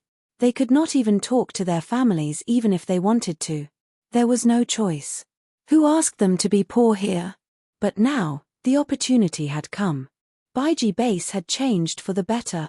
As one of the experimental sites for Project Starlight, there would be live broadcast time every day. Baiji Base would not have to bear the huge expenses, so these people could try their luck. Perhaps they could appear on screen for a while longer. As long as their families watched the live broadcast, they would be able to see them. Tan Ji was so excited that he had the chance to show his face. When he heard what Kevin Lin had said, he hurriedly went over, cleared his throat, and eagerly took over. This type of worm is one of the more commonly seen species on planet Baiji. It has a lot of calories and is what we eat the most on a daily basis. Actually, if this thing is cooked carefully, it will definitely taste very good. However, as you all know, the energy that our base can use is limited. In order to maintain the normal operation of the base, the ores that we excavate have to be transported to other planets in addition to our own needs. We don't have enough manpower, so we can't spend much effort on food. Fang Zhao raised his head and glanced at Tan Ji, who was excitedly giving an explanation. This little fellow had been emphasizing one thing: the base was very poor.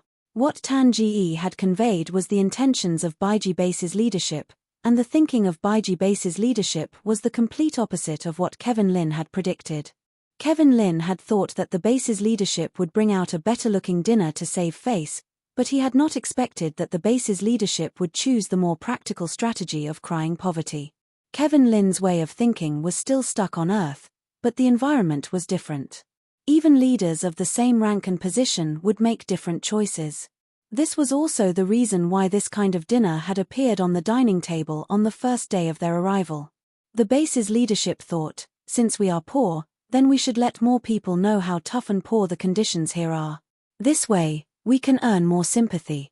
This way, we can obtain more government subsidies, more military spending, and more donations from the public. As Tan Ji spoke, he quickly shot a glance at the neighboring table. Seeing someone there nodding slightly, he calmed down and knew that he had not said anything wrong. He raised his spirits and continued, generally, for this kind of food, we use the most energy-efficient sterilization method, and when it is processed in the sterilization furnace to medium rare, it just happens to kill some of the parasites, bacteria, and viruses that are hard to see with the naked eye. Not only does it save energy, but it also satisfies the sterilization requirements. We also don't have to worry about physical discomfort when we eat it. In a place like Baiji Base with such harsh conditions, there was not much to pay attention to. As long as one did not die from eating it, it was fine. Newcomers pricking up their ears to listen. Parasites. Online audiences. We are already starting to feel unwell. The physical discomfort that Tan Ji was talking about was the physiological discomfort caused by parasites, bacteria, and viruses. However, what he had said had a psychological impact on the online audiences. Sometimes, the psychological impact was even more unbearable than the physiological impact. As Tan Ji spoke, he also noticed Kevin Lin's stiff expression and mocked him in his heart. One look and I can tell that he has never suffered. I wonder what kind of comfortable environment this bunch of people had to undergo during their military service. People are indeed different. As his gaze swept over Fang Zhao, Tan Ji's gaze froze. Tan Ji had already undergone his military service here for half a year and was not a Yangzhou native. Although he had played games in the past, he had started his military service in October of the previous year. In September, he had entered the district for military training and had basically had no access to entertainment news. He did not understand anything about Battle of the Century.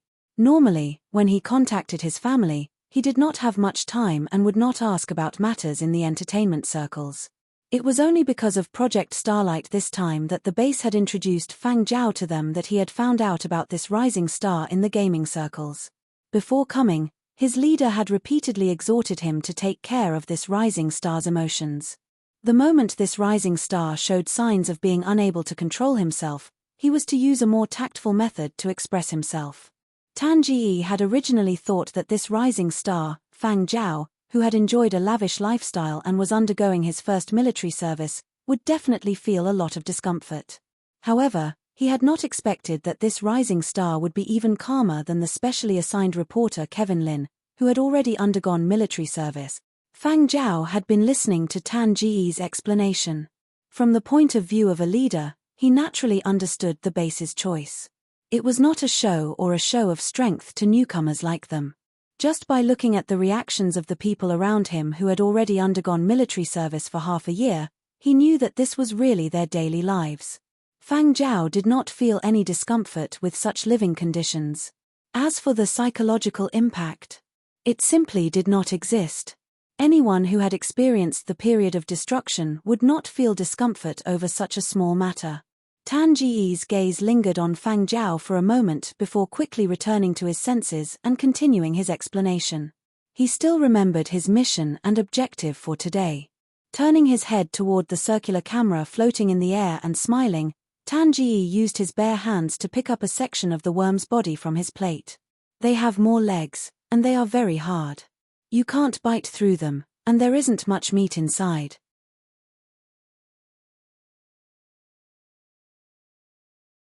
However, you can use their legs as tools, just like this. Tan Ji was usually so busy with work that he did not even have time to clean his nails. Regardless of whether the people in the base initially cared about such things, after a period of military service, they no longer cared. Misophobia? That thing could survive here? However, for the sake of the live broadcast today, Tan Ji had specially washed his hands a few times, so they were much cleaner than usual. As Fang Jiao watched Tan Ji operate, he also noticed that only newcomers like him who had just entered the base had forks. The vast majority of those who had already served here for half a year did not have forks. Even if there were forks placed on a few tables, the people there did not use them. It was not to the extent that the base was reluctant to distribute forks. Those who had served for half a year did not express any resentment, and the reason these people did not use forks was most likely because they simply did not need them. Just like Tan Ji, who was currently teaching the newcomers how to eat, he was using the body parts of the food as tools to disassemble it. On Earth, extraterrestrial delicacies were also available. Some families with better financial conditions would also head to restaurants to choose those extraterrestrial ingredients to eat. However, those ingredients were all meticulously prepared and cooked by highly skilled chefs. Placing them on a plate and placing them on the table would naturally increase one's appetite and increase the mood of the meal. But what was happening right now was different. On top of that, what Tan Ji had just said, the people watching the live broadcast really did not have any appetite. Those from families with better financial conditions even thought that they would not go to those restaurants that served extraterrestrial delicacies for a long time in the future. The side glands are poisonous, but they have all been treated. As long as the side glands are removed, even though the food is a little unpalatable, it can still solve the food problem. However, if you eat food outside the base that has not been detoxified, you still have to hurry back to the base for detoxification and vaccination. Otherwise, your life will be in danger. As Tan Ji spoke, he still paid attention to Kevin Lin and Fang Jiao's reactions. The specially assigned reporter's facial muscles were twitching. This little celebrity was actually rather calm. He had learned well. Tan Ji's gaze was fixed on the piece of food in Fang Jiao's hands, which was practically synchronized with his movements. He was rather flabbergasted. Not only did this little celebrity adapt well, his hands-on ability was also very strong. A few higher-ups of Planet Baiji who were also watching this scene through the surveillance cameras in the command room nodded their heads repeatedly.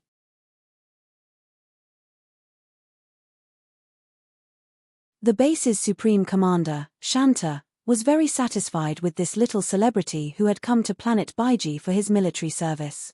He told his deputy, "This little fellow is adapting very well. He doesn't seem like someone who can stir up trouble." Beside him, the deputy agreed. Indeed. As long as this little celebrity did not cause trouble on the base, they were willing to gather all the resources of the base to cooperate and provide him with many conveniences. They only hoped that he could rally his fans to help the poor and make more charitable donations to Planet Baiji's projects. Also, they could give Planet Baiji more support during the online rankings. Right now, Planet Baiji urgently needed to help the poor. Another planet that had been developed later than Planet Baiji was already preparing to establish a second base because it had sufficient military funds and manpower. On their side, it was already difficult to maintain a first base. Who knew how long they would have to wait for a second base?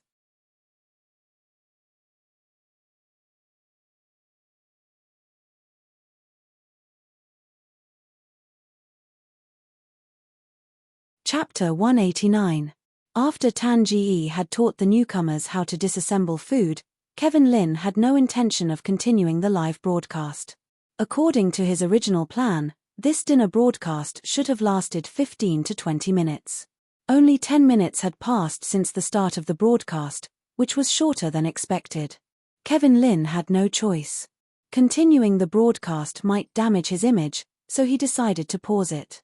"All right, thank you very much for your explanation, little comrade."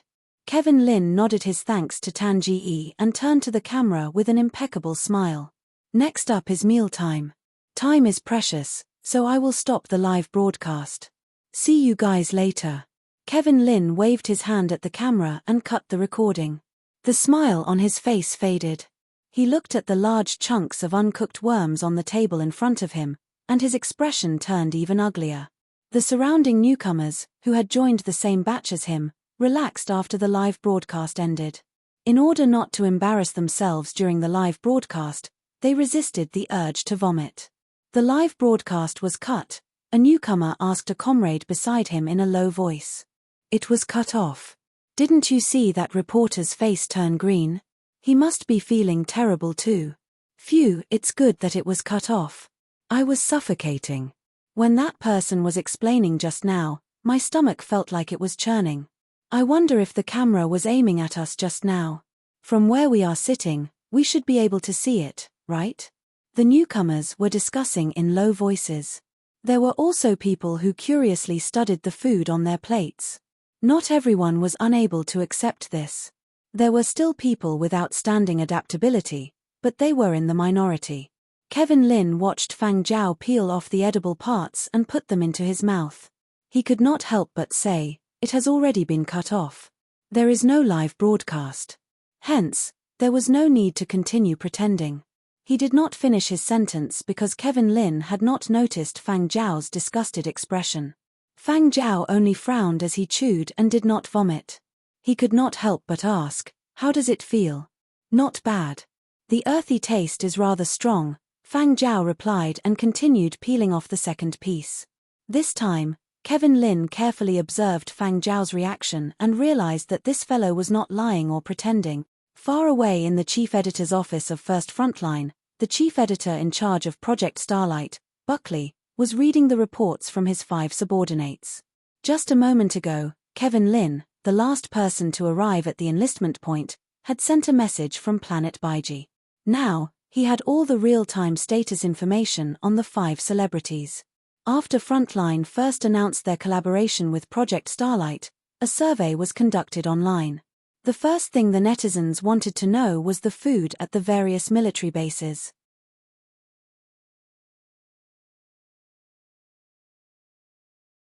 Clothing, food, housing, and transportation had always been the focus of everyone's attention. In the statistics, food ranked first. So, Barclay had given his 5 subordinates a task. They were to report the food conditions of the various military bases as well as how the celebrities were adapting to the environment. The 5 planets that had been included in the first phase of Project Starlight had all chosen the strategy of crying poverty without exception. This was within Barclay's expectations, and the situation of the 5 planets was not much different. However, Barclay raised his eyebrows in surprise when he read the report from his subordinates. Barclay had seen the live broadcasts of all 5 channels and had a rough idea of the situation. However, what was shown on the screen might not be the truth. Don't be fooled by the fact that the celebrities had adapted well in front of the camera. From astonishment to patience to smiles, they had all been handled very well. They did not appear too abrupt and would not arouse the disgust of the audience. But Barclay could guess from his own experience that these people were probably faking it. He did not believe what was shown on the screen. He only believed the reports of his subordinates. It was precisely because he felt that what was shown on the screen was fake that he was flabbergasted when he read the reports from his subordinates. The summary of the reports in his hands was simplified as follows: Channel S1 Li Xiaoxiao, slightly unwell. Channel S2 Fritz, unwell. Channel S3 Andre, slightly unwell. Channel S4 Tianhao, slightly unwell. Channel S5 Fang Zhao, well adjusted. Barclay's gaze lingered on the last few words well adjusted for more than 10 seconds. Having been in this industry for so many years, he knew that these results were definitely refined. The so-called slightly unwell meant that there were obvious signs of rejection, and the unwell meant that the rejection was severe and extremely uncomfortable. But this well-adjusted. How much of it was an exaggeration? Thinking about the mission assigned to him by his superiors, Barclay didn't hesitate to use up precious real-time communication time to contact Planet Baiji's Kevin Lin. Getting straight to the point, Barclay didn't beat around the bush and asked, "Kevin, isn't this well-adjusted a little too refined?" Kevin Lin was already in a private lounge outside the canteen, so he did not have to worry about others overhearing their conversation. It was within Kevin Lin's expectations that Barclay would have doubts. Kevin Lin sighed and replied, "My description was indeed a little too refined, but the truth is that he has adapted too well. Do you know how many plates he has eaten? Such a big plate." Kevin Lin drew a circle in front of him that could easily contain both of his faces. 5 plates. He has already eaten 5 plates. 5 plates of those crudely processed, disgusting bugs that are only medium rare. Of all the people who came on the first day, he ate the most. "I only had 1 piece and couldn't eat any more. The rest was all taken care of by him. He is still eating now." Hearing this, Barclay was silent for a moment. Squinting, he stroked his beard and asked, "How is his table manners?" "Not considered elegant, but not rude either. He just eats too quickly. I haven't even finished a piece, and he has already finished a plate." Kevin Lin felt that this was inconceivable. He had been assigned to follow Fang Zhao for so long, yet it felt like this was the first day he had met him. "That doesn't matter. In the future, when we eat in the canteen, we can just start a live broadcast," Barclay said. Really going to broadcast this? Won't it cause discomfort to the audience?" Kevin Lin hesitated. "This is what the higher-ups want. There's no choice. The other 4 haven't adapted yet. Only the one you are following can eat the most. If we don't broadcast a single one, people will suspect that this plan is just like those low-end entertainment programs of the past. They say one thing in front of people and another behind their backs to deceive people." Now, the higher-ups had already understood that no matter how many movies or dramas were produced, it could not compare to a live broadcast. It could let everyone personally witness the hardships of those places, let more people reminisce about the hardships, and raise their awareness. Now, the other 4 channels couldn't adapt so quickly. Channel S5 was an exception. Of course, it had to be used as a role model. But won't we lose fans if we broadcast it? Channel S5 has the least viewers to begin with. If we broadcast these uncomfortable scenes, the number of viewers will be even lower.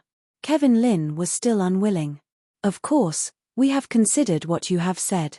How about this? You broadcast the real-time situation during the meal, and I will apply to the higher-ups for an additional 5 minutes. Although 5 minutes seemed like a short time, for a live broadcast from such a long distance, even a minute was hard to come by. 5 minutes was already the most Barclay could fight for. "Kevin," Barclay said in a low voice, as if he were divulging a big secret to Kevin Lin. "Project Starlight is going very smoothly. The higher-ups are very pleased. Nowadays, people from all walks of life have donated quite a bit. Yesterday, the Ministry of Education even publicly announced that Project Starlight has epoch-making educational significance and that the impact of one project is greater than 10 movies. As of today, of the 5 channels in our newspaper's Project Starlight program team, 4 are making a profit. Only 1 is breaking even. Our channel." Kevin Lin's voice was dejected. He had been paying close attention to the amount of donations. How could he not know? This was exactly what he had been worried about.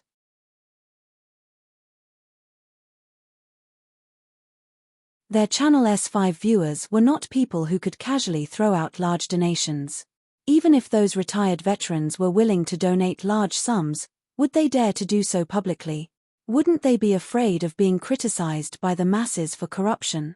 Kevin Lin had to admit that Fang Zhao being able to help their channel break even was already not bad.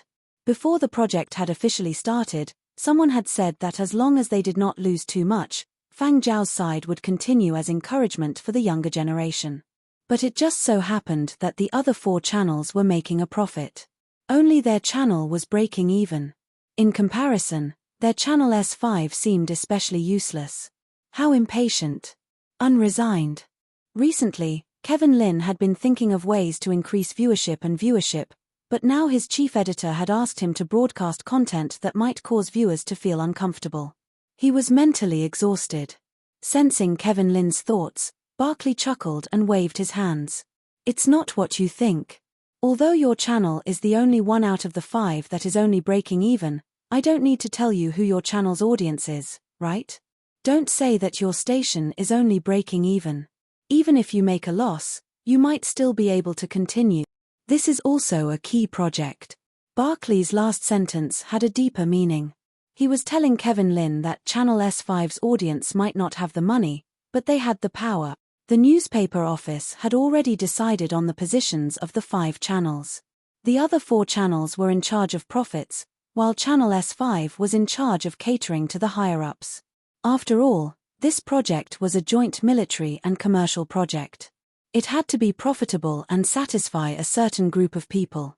Originally, it had been thought that it would be difficult to satisfy both sides, but progress had been good.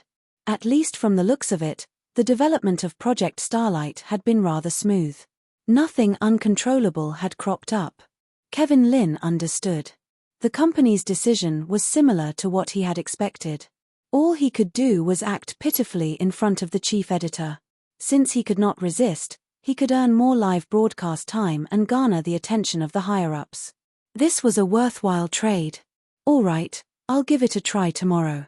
Every second spent on real-time communications was burning money. After getting Kevin Lin's assurance, Barkley was satisfied and ended the call. As soon as he ended the call, Kevin Lin recalled that the person in charge of the canteen had informed him that they would be given a tour of other parts of the canteen after lunch and that the people from the logistics department would also appear on the live broadcast. He had forgotten to ask the chief editor about this. If there were any scenes that might cause discomfort to the audience, should they censor them?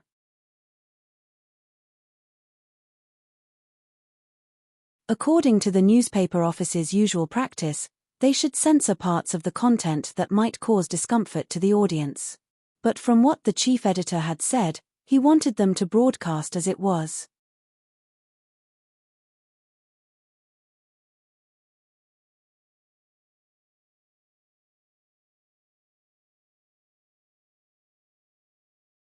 Chapter 190.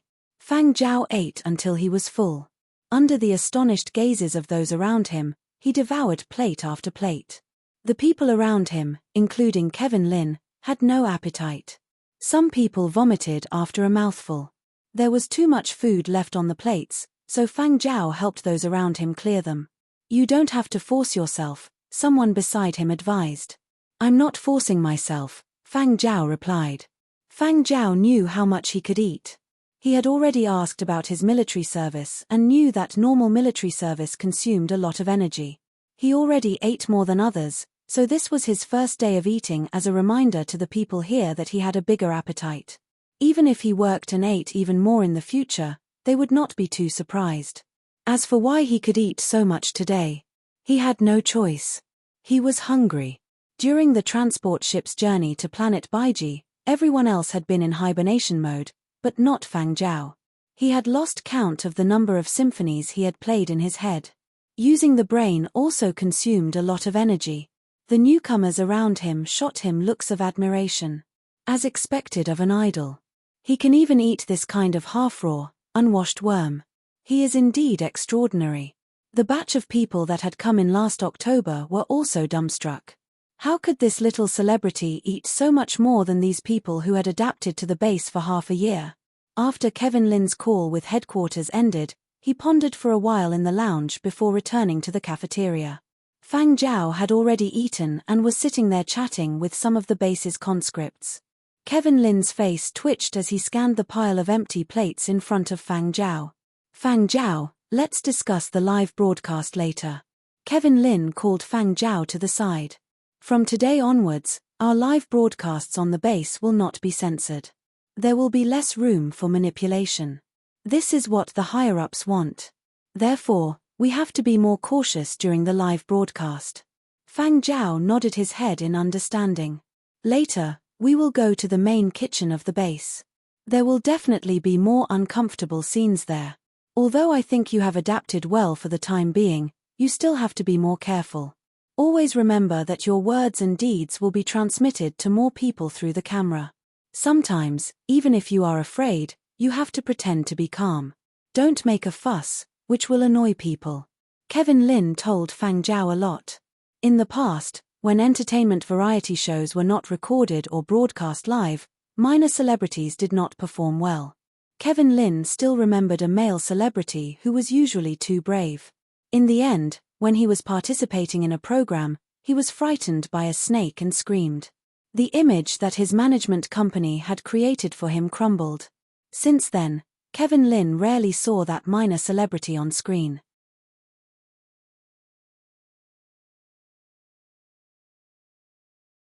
When Fang Zhao and Kevin Lin were led to the kitchen, a nauseating odor assaulted their senses the moment the door was opened.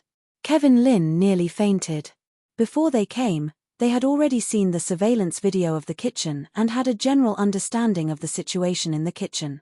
If they really went in without knowing anything, not to mention themselves, even the leaders of the base would not be at ease. If they really scared people, how would they ask for funding and support? Standing here, he could not see the situation in the kitchen. Fang Zhao tried to discern the information in the smell. His mind recalled the surveillance footage he had seen, and he habitually analyzed more information. This is your first time here, so you definitely won't be used to it. This is a nose mask. It can filter out some of the smell and make you feel better. The kitchen supervisor handed over a nose mask that had been prepared in advance. Kevin Lin hurriedly put it on and felt his breathing become smoother. He glanced at Fang Zhao, who still did not seem to have much of a reaction. Was this kid's sense of smell slow? Actually, Fang Zhao did not feel that a nose mask was necessary for this level of smell, but there was no need to stand out. He took the nose mask from the cafeteria supervisor and put it on. Are you ready? Kevin Lin looked at Fang Zhao. Seeing Fang Zhao nod, he adjusted the camera and turned on the live broadcast mode. Kevin Lin adjusted his expression in an instant and said to the camera, "Hello everyone, we have already had our meal. Now, we are entering the base's cafeteria.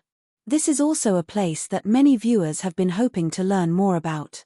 However, as this is our first time here, we are still not used to the smell here, so we are wearing nose masks. The internet was too advanced, and the intelligence of netizens was also high. They knew that what was served in the cafeteria did not necessarily represent their daily meals, so they wanted to use the cafeteria's kitchen to further understand the base's meals. This was a mission that all 5 channels had received. As they walked in, the cafeteria supervisor explained to them. The base's kitchen was not like that of a typical restaurant. There were many layers of inspections, and every box containing ingredients was made of special materials. Fang Zhao looked at his surroundings along the way. It was still considered clean. The base had probably specially cleaned it for this live broadcast. Even if they wanted to complain about being poor, they could not make the audience feel too disgusted. The traces of cleaning were not obvious. The base's leadership was still very meticulous. Although it was already past mealtime, there were still some people busy in the kitchen. This was not an act. This was the norm. Those who go out come back later. Our base still provides supper at night.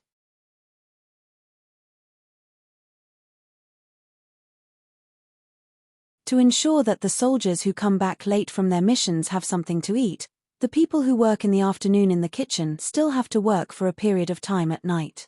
The cafeteria supervisor explained and also conveyed a message: we are working hard, working overtime every day. At the side were some transparent vats that were close to 2 stories tall. Some were already empty, while others were full. Those inside have already become tonight's dinner, the supervisor explained as he pointed to the empty vats. In the middle of the large vat, there were still some bugs left. Inside, several bugs as thick as an adult's arm were biting each other. These bugs are very aggressive and will even eat their own kind. Normally, we do not keep them for too long. These will be taken care of tonight, the supervisor said. The camera moved closer to the vats. Separated by a layer of transparent wall, it could clearly record the bugs that were biting each other. Just as the camera was filming, a bug that was biting its own kind probably saw the camera approaching. It suddenly opened its mouth and bit over, making a bang sound as it hit the wall of the vat. Many sharp teeth could be seen shaking on its enlarged and ferocious face. The camera would not be frightened by this sudden action, but the online audience was different. Fuck. I was so scared that I dropped my cigarette. It's the middle of the night in our continent's time zone. I was so scared that I screamed just now and woke up my roommates. This is what they were eating at the dining table just now? Hiss, looking at it at such a close distance, it feels creepy. I have goosebumps all over.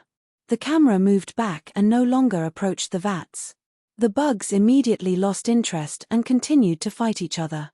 The camera also captured the full vat at the side. It was said to be another type of organism that had been shipped over in the afternoon. It was also an invertebrate that was abundant on this planet and did not pose much of a threat. It lived in seawater and liked to cling to reefs. It was brought back by the marine survey team that had gone to the ocean during the day. The palm-sized disc-shaped organism was brightly colored. When it stuck to the side of the vat, it looked like a cluster of large round eyes from afar, densely packed together. The food in the other jars that were filled with ingredients were not as beautiful. Some of the audience could not stand it anymore. I have trypophobia. Change the channel. Quick, change the channel. What's in that box at the back? It's so disgusting. I'm not watching anymore. I can't stand the thought of not cleaning up these things and cutting them into pieces and serving them out for people to eat. Nonsense. There are many minors in the online audience. This will seriously affect the mental health of minors. Channel S5, aren't you afraid of losing fans by broadcasting like this?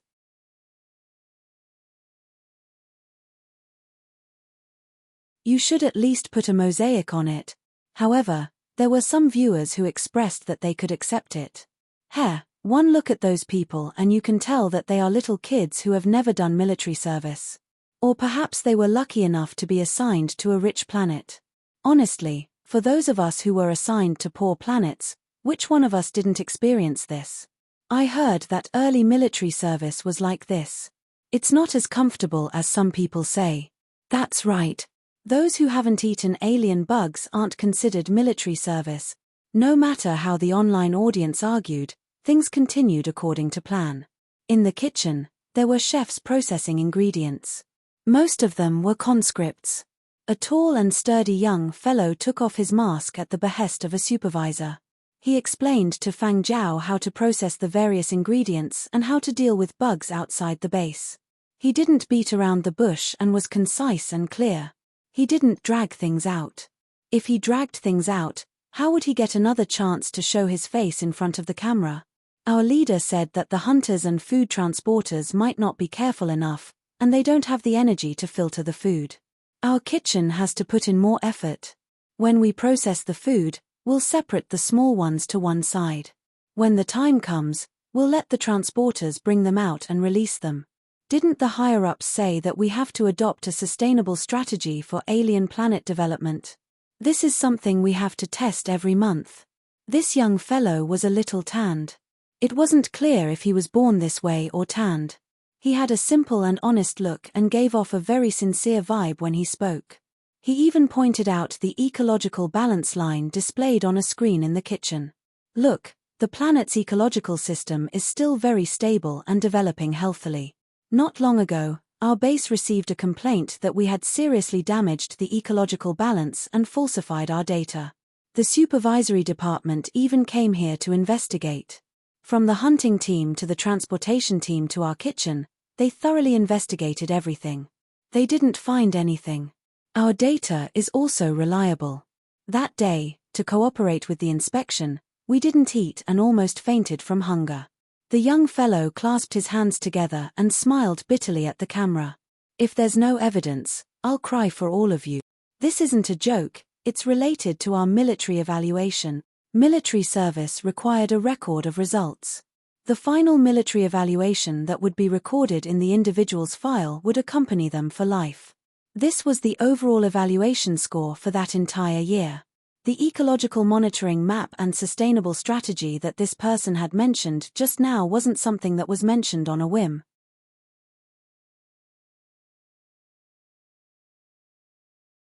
After the founding of the era, when humans successfully found the first habitable planet and proposed an immigration plan, ecologists came up with a word: domestication.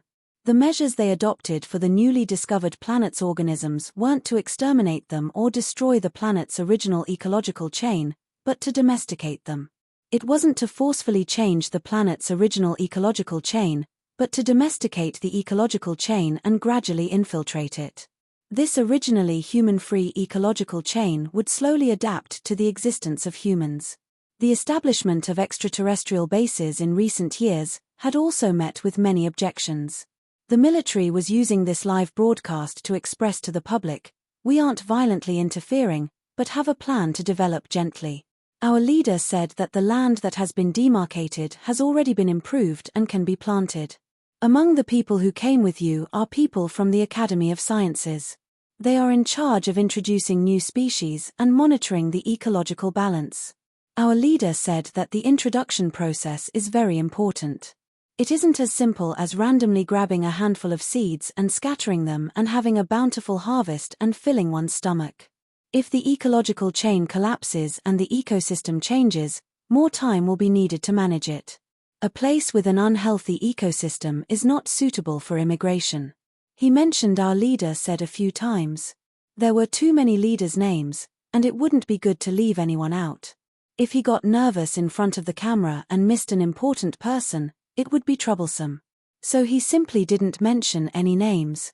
Don't be fooled by this person's simple and honest looks. Otherwise, he wouldn't have gotten the chance to show his face on the live broadcast. People with a keen sense for politics had already deduced many things from what he had just said.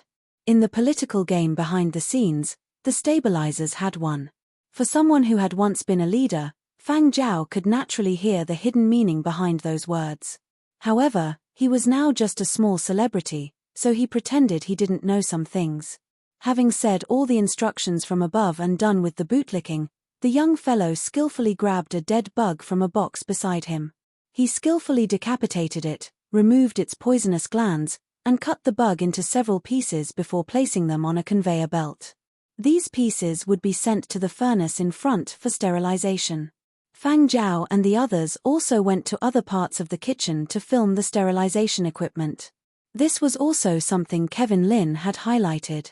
The basic machinery in the kitchen could be a little crude, but the sterilization equipment couldn't be sloppy.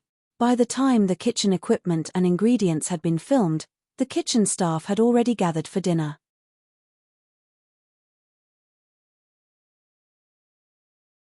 Their dinner time was slightly later than others, and they still had to continue working overtime after dinner.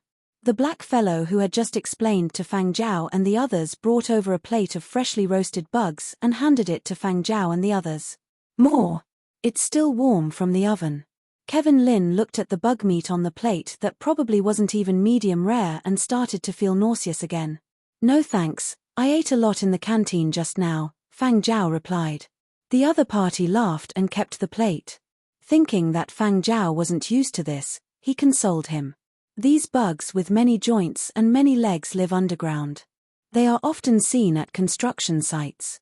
At first, we were also very afraid of them, but as we ate more and more of them, we weren't afraid anymore. When I first came, a senior told me that these things look scary, but after eating a lot of them, you won't be so afraid anymore. You guys can give it a try. After all, you guys still have to live here for a year. Still have to live here for a year. A whole year.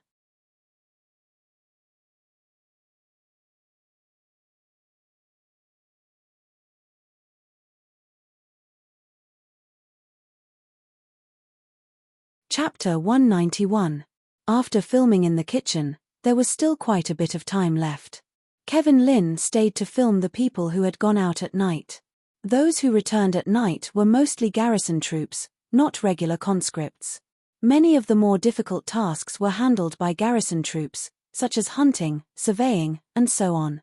It wasn't just the conscripts who wanted to show their faces. The garrison troops wanted to show their faces even more. They might not be able to return for years, so they missed their families. However, only soldiers who were not on classified missions could be shown on the live broadcast. The batch of people that came back that night also brought back some ingredients. There were animals and plants, but there were also quite a few that stopped Kevin Lin in his tracks. During the filming, he stood far away and only controlled the camera to follow Fang Zhao. Because Fang Zhao had gone over to help move the goods, his supper was also shared with the garrison troops that had returned to the base. Unlike the meal in the cafeteria in the afternoon, when this bunch of people ate their supper, the camera was broadcasted live in high definition. After setting up the camera, Kevin Lin found an excuse to slip away, not daring to appear in front of the camera. On the same day, Channel S5 was broadcasting live on its first day at the base. The situation on the other 4 channels was completely different from Channel S5. On his first day at the base, Channel S1's famous host, Li Xiaoxiao, brought along items he had donated, as well as supplies donated by his fans and business partners, to visit the garrison troops and express his condolences to the young conscripts. Many of the local garrison troops and the young conscripts who had been there for half a year had grown up watching Li Xiaoxiao's shows and were very familiar with this celebrity. They were very excited to shake hands with Li Xiaoxiao up close. Li Xiaoxiao's humorous words and actions made the base's atmosphere very cheerful. The usually quiet and depressing base suddenly became lively. Although the food in the cafeteria was not very nice, and there were many unsettling scenes in the kitchen, they had been subdued and censored. Coupled with Li Xiaoxiao's humorous style and ability to stir up the atmosphere, there were moving scenes that told viewers how difficult it was for the garrison troops and the hard work of the young conscripts. There were also scenes that made people laugh out loud. As the oldest and most experienced of the 5 celebrities, Li Xiaoxiao was very good at controlling the scene. Li Xiaoxiao's fans and online viewers were also moved by the atmosphere. Donations and supplies were donated, and there were even investors who expressed interest in collaborating with the base.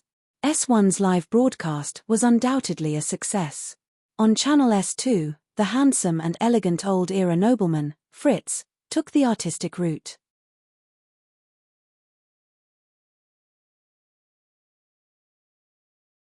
He used a bit of melancholy and reasonable exaggeration to make the audience weep. Fritz made a guest appearance as a host. In addition to talking to those who served, he also interviewed the soldiers stationed at the base who had stories to tell. As a singer and actor who had been in the industry for many years, Fritz knew how to move people's emotions. He even immersed himself in it and became a part of them, empathizing with them and showing strong emotions. When he looked at the screen with his melancholy eyes, who knew how many fans were moved? "Fan, isn't it just money? We will donate." From the audience's reaction and statistics, S2 was also very successful. On S3, as an actor in a mainstream commercial film, Andre had an equally large number of fans. However, during the training camp at the military base, he had been able to spar with the young instructors with the punches and kicks he had learned. Here at the base, however, he would not do so. The soldiers stationed at the base were different from the young instructors at the base. They were soldiers who had experienced countless battlefields, so they had a different aura. Andre wouldn't look for trouble during the live broadcast. Andre, who had started out as an actor, gathered with the young conscripts to talk about life and sing military songs with the soldiers. Needless to say, this commercial blockbuster actor's voice was really good. He sang very well and gave the fans quite a surprise. S3's overall figures couldn't compare to S1 and S2, but it was still profitable, so it was a success. On Channel S4, Tianhao, born of Tongzhou's wealthy Wu family, had a natural star aura and the ability to show off. When he arrived at his destination, he challenged a few of the more outstanding soldiers in the base. Everyone in the new era knew that founding era General Wu Tong knew martial arts. The Wu family members were all strong and not just for show. The well-developed core members were all practical fighters. Tianhao might like to show off, but that was only because he had the ability. Tianhao challenged 3 elite soldiers in a row. The young conscripts cheered and supported Tianhao, while the soldiers in the base supported the soldiers. The online audience's blood was boiling with excitement as they watched. They kept clapping and cheering, sending wave after wave of rewards. The competition enlivened the atmosphere and won the approval of the conscripts and the soldiers in the base. It attracted the audience, and Tianhao's goal of showing off was achieved. After the competition, the base's higher-ups held an impromptu welcome party. The next day, the soldiers who didn't have any missions were allowed to drink a little wine. The wine was brought by Tianhao, and many of the drinkers got a kick out of it. One of the officers even patted Tianhao on the shoulder and said he would teach him how to drive the base's MCV. The statistics of Channel S4 did not lose out to Channel S1 or S2.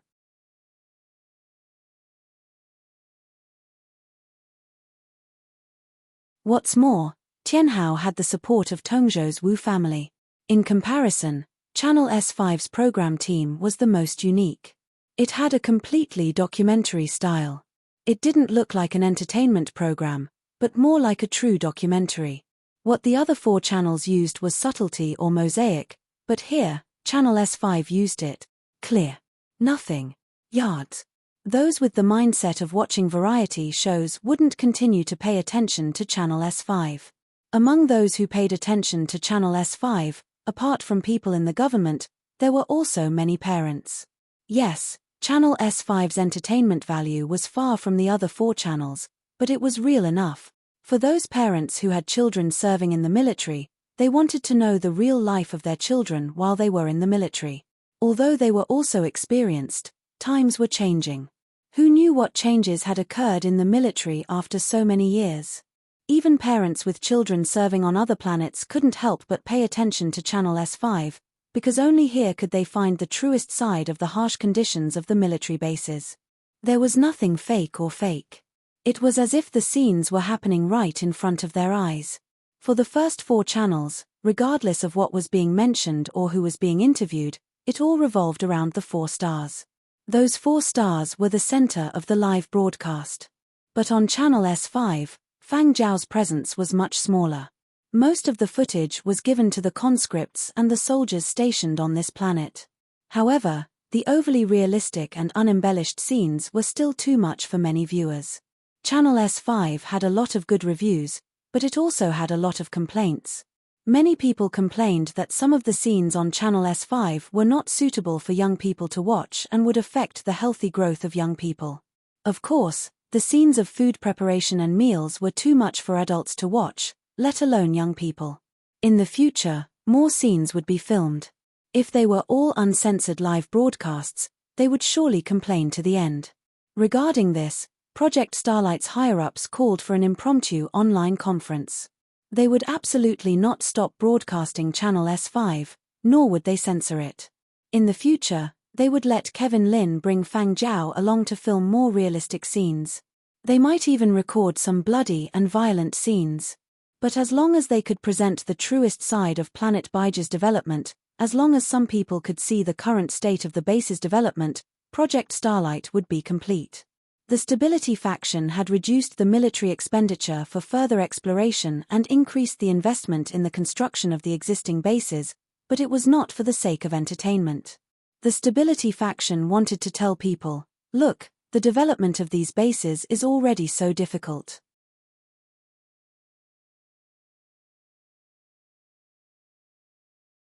What's the point of exploring? So what if more habitable planets are discovered? Can we build bases immediately or migrate immediately? Those who spend their days discovering new mineral elements and carrying out a new round of energy reform should wake up and face reality. Are new minerals that easy to discover? The Stability faction wanted to garner more support from the public, and Project Starlight could help them achieve this goal. In order to preserve Channel S5, Project Starlight's higher-ups had discussed and decided to implement a grading system that would be suitable for viewing the 5 channels. However, what the higher-ups were thinking was not something the bystanders would dig too deeply into. Especially enthusiastic netizens who followed Project Starlight's 5 live broadcast channels. After watching the first day's live broadcast by the 5 program team stars, they summarized the style of the 5 channels. Channel S1, hello comrades, you have worked hard. Channel S2, how can the years be peaceful? Someone is carrying a heavy load forward. Channel S3, as long as everyone gives a little love, development on a foreign planet will not be a problem. Migration is just around the corner. Channel S4, how are the two brothers? Let's have a drink and spar.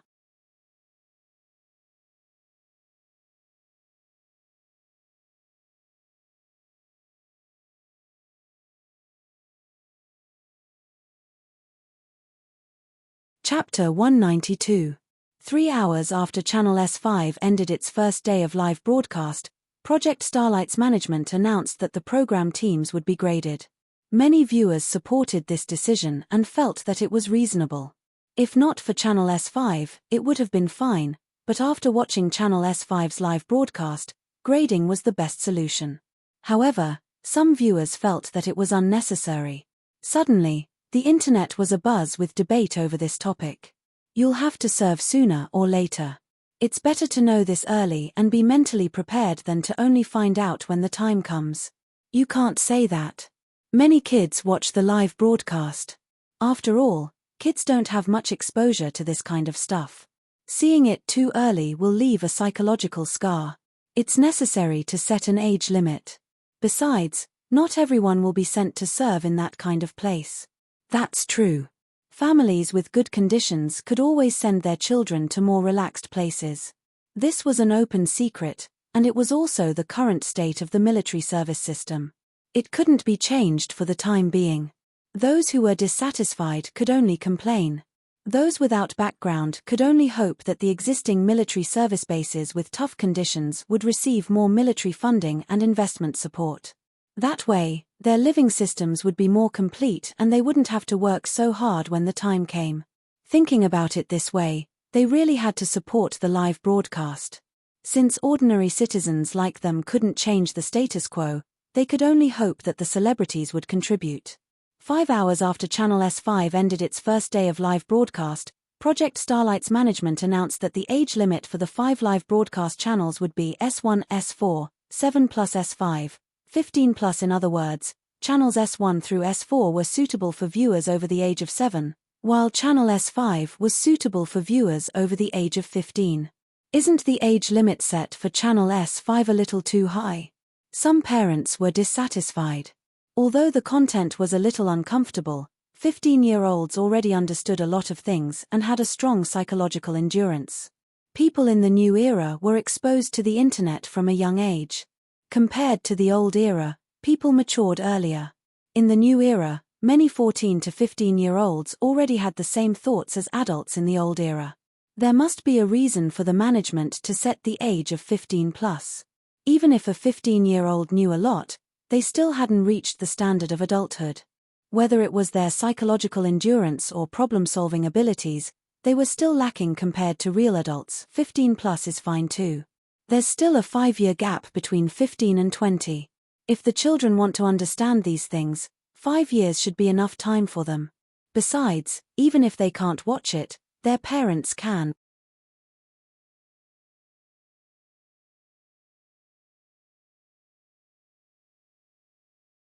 After hearing the netizens' comments, some of the parents who had vehemently objected earlier thought about it and felt that it made sense. Since the higher-ups had set S5's age limit so high, there must be a reason for it. Even though it wasn't suitable for their underage children to watch, as parents and elders, they should first understand the situation and then relay the message to their children. Some Mujo audience members were getting cocky. In terms of adaptability, we Mujo people are better than you guys. I don't know if you guys have noticed, but no matter which planet, 8 out of 10 people serving in the kitchen are from Mujo. Only Mujo people can stand in the kitchen and come in close contact with extraterrestrial food every day. People from other continents are too cowardly and can't do it, nor are they attentive enough. The moment these words were uttered, many Mujo natives agreed. For example, during the S5 live broadcast, more than half of the people who had appeared in the kitchen were Mujo natives. The tanned kid who had been the most talkative in the live broadcast was the son of a small Mujo farm owner. During the live broadcast, the farm owner had even given out red packets to show off. Some Mujo people who had served in the military also stepped forward to prove that this was true. In terms of adaptability, Mujo natives were the best. Not a single one of them mentioned how they had vomited so badly when they had first arrived at the base and entered the kitchen.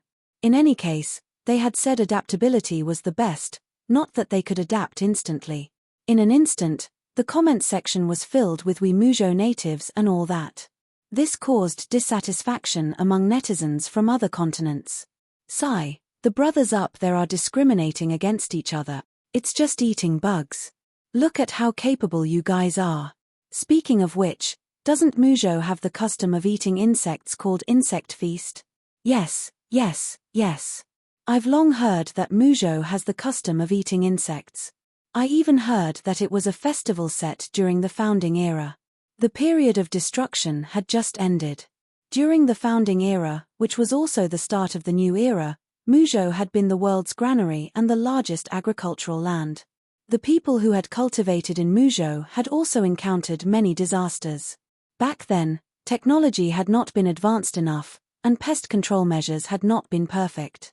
In order to obtain a good harvest, people had suffered a lot. It was only after the Academy of Agricultural Sciences had developed all sorts of pest control measures and farm equipment had been upgraded step by step that people had been able to relax.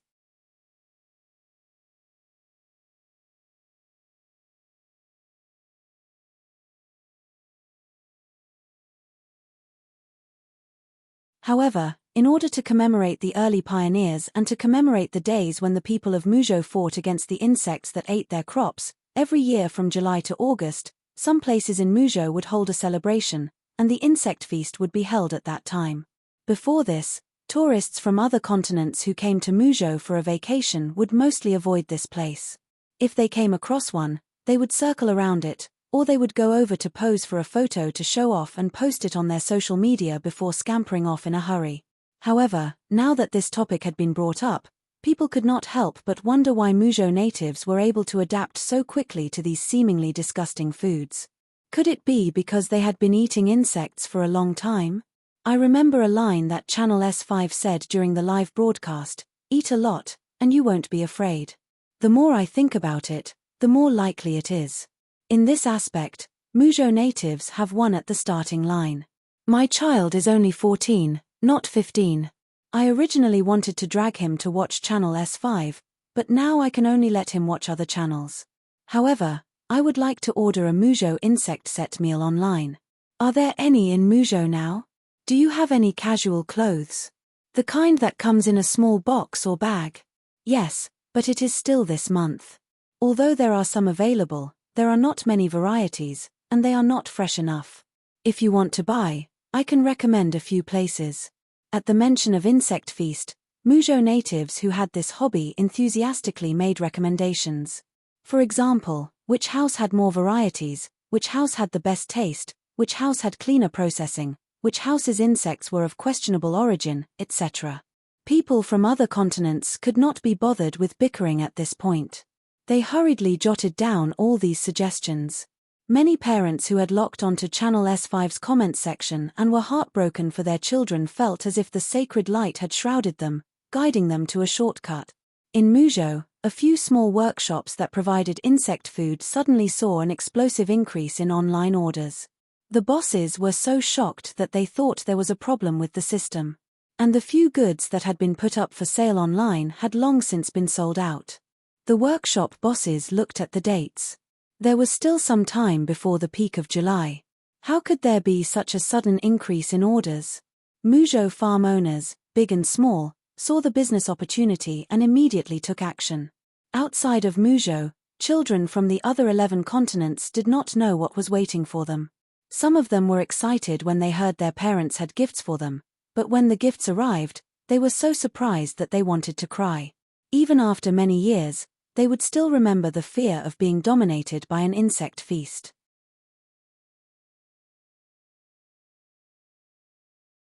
Fang Zhao did not know what was happening on Earth. His first day on the base was still very busy. After helping to move the goods and having a midnight snack, he went to his assigned dormitory to rest.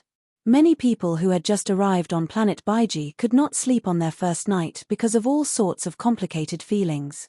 Or maybe it was because they had been in hibernation for too long on the way to planet Baiji and did not feel sleepy. But Fang Zhao was not in such a situation. He slept well that night. When he woke up, Fang Zhao and Kevin Lin received the latest news about their channel's 15+ restriction. 15+. Kevin Lin also felt that the age limit was set too high, but on second thought, it was understandable. The message was, don't be afraid to broadcast live. Do what is realistic. Don't worry about scaring the kids. Kevin Lin was rather accurate when it came to figuring out what the higher-ups were thinking. Sure enough, not long after, Kevin Lin received a message from the news agency's headquarters. Just as he had guessed, they were to do their live broadcasts without fear of getting complaints because of certain content. Since the higher-ups had already assigned this task, Kevin Lin did not have any objections and just did as they were told. The cafeteria provided limited food for breakfast. Kevin Lin only ordered an unknown porridge. He did not ask the cafeteria staff what it was made of. He was afraid that if he did, he would not be able to eat it. Looking at Fang Zhao, who seemed to have a particularly good appetite, Kevin Lin's mouth twitched. He pinched his nose and drank a few mouthfuls of the porridge. The taste was really not that great. Luckily, he had secretly eaten some food in his room before coming out today. After entering the base, although the garrison searched everyone's belongings and the restrictions were rather strict, Kevin Lin was not a conscript and was on a mission, so the people at the base turned a blind eye. Starting today, you will officially enter the military. According to the arrangements, someone will bring you to mine, Kevin Lin told Fang Zhao. You also know that as one of the 5 people in the first phase of Project Starlight, you will not receive the same treatment as those ordinary conscripts. The higher-ups at the base have already made arrangements. When the time comes, we just have to follow them. Fang Zhao nodded.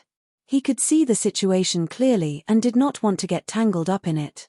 After breakfast, the ordinary conscripts that had come with them were divided into small teams and brought to different work environments and places to start their initial adaptation. The team leaders would explain to them what they needed to know. On Fang Zhao's side, a field officer personally brought them to their military service locations.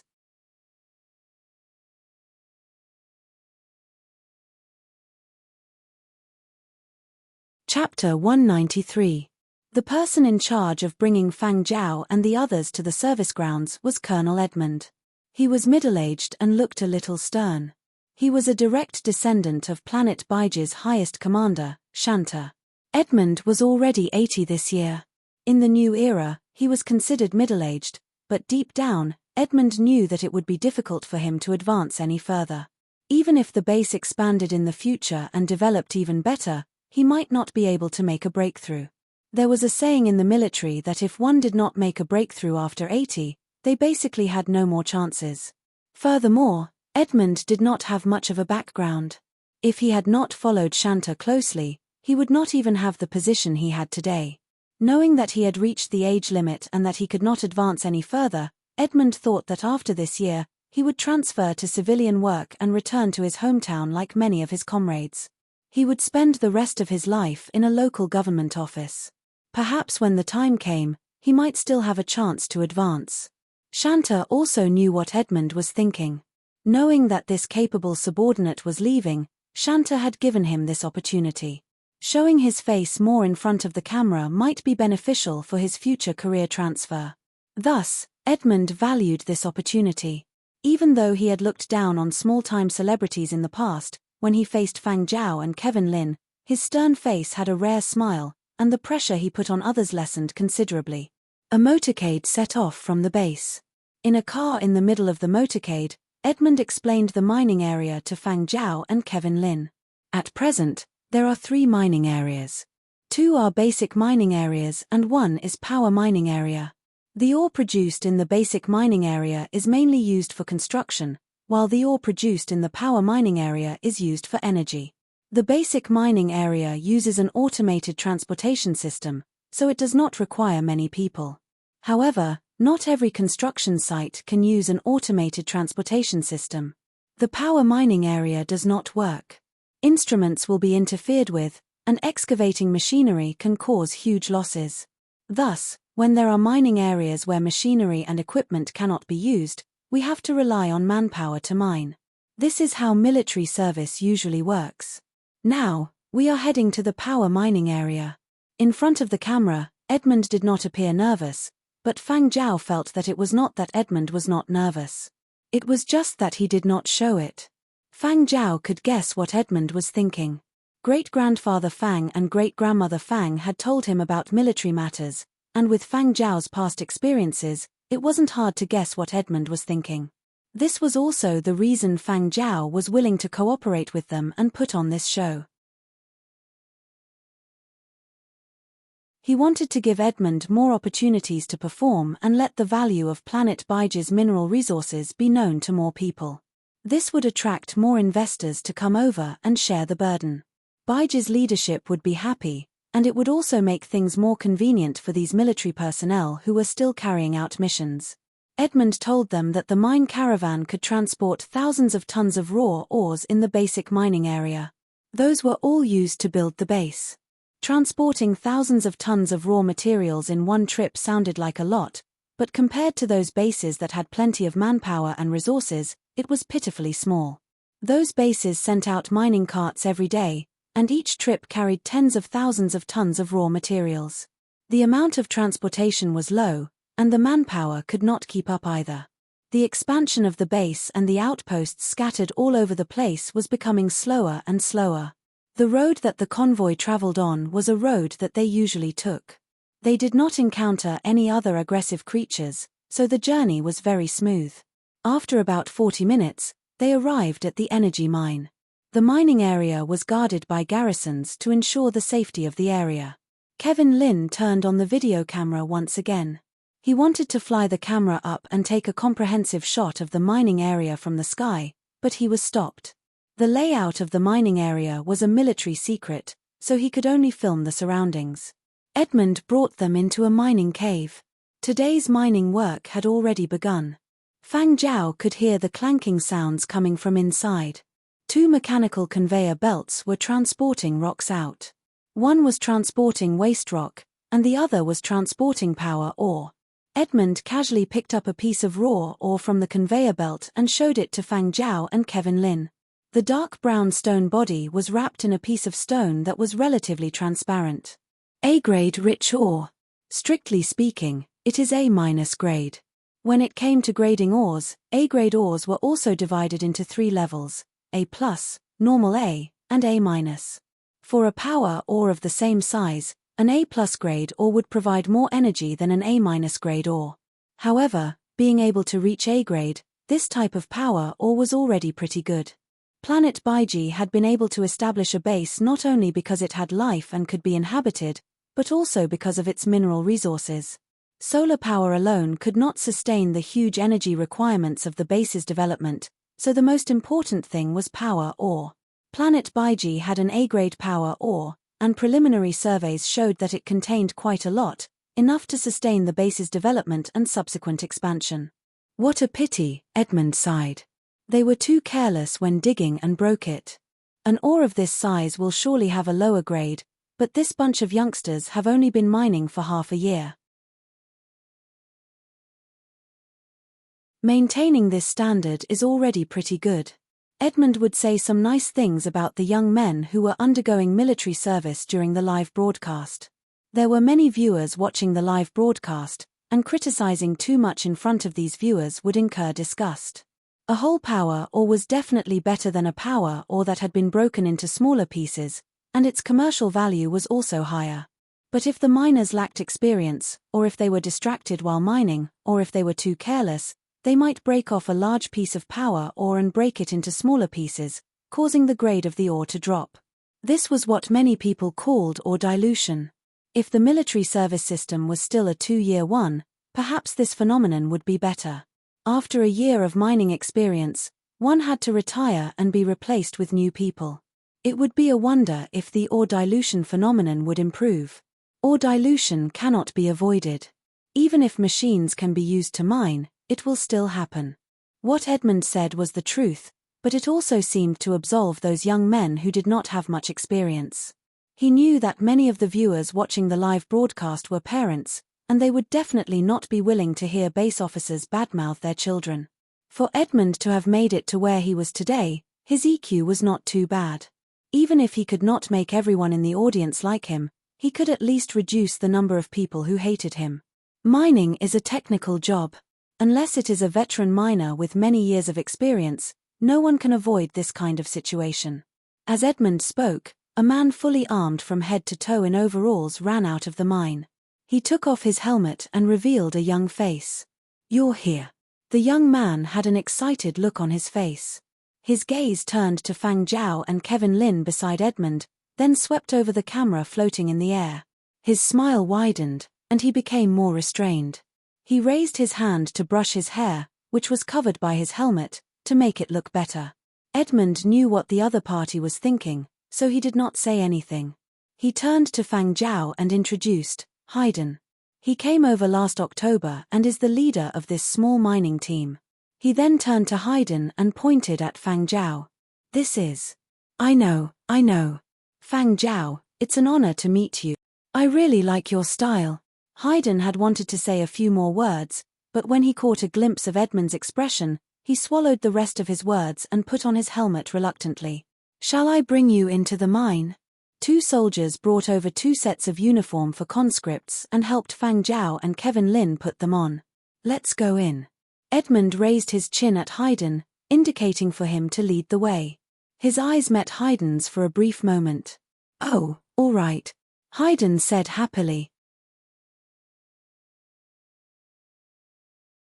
His gaze passed through the transparent visor and gave Edmund a look that said, "Don't worry.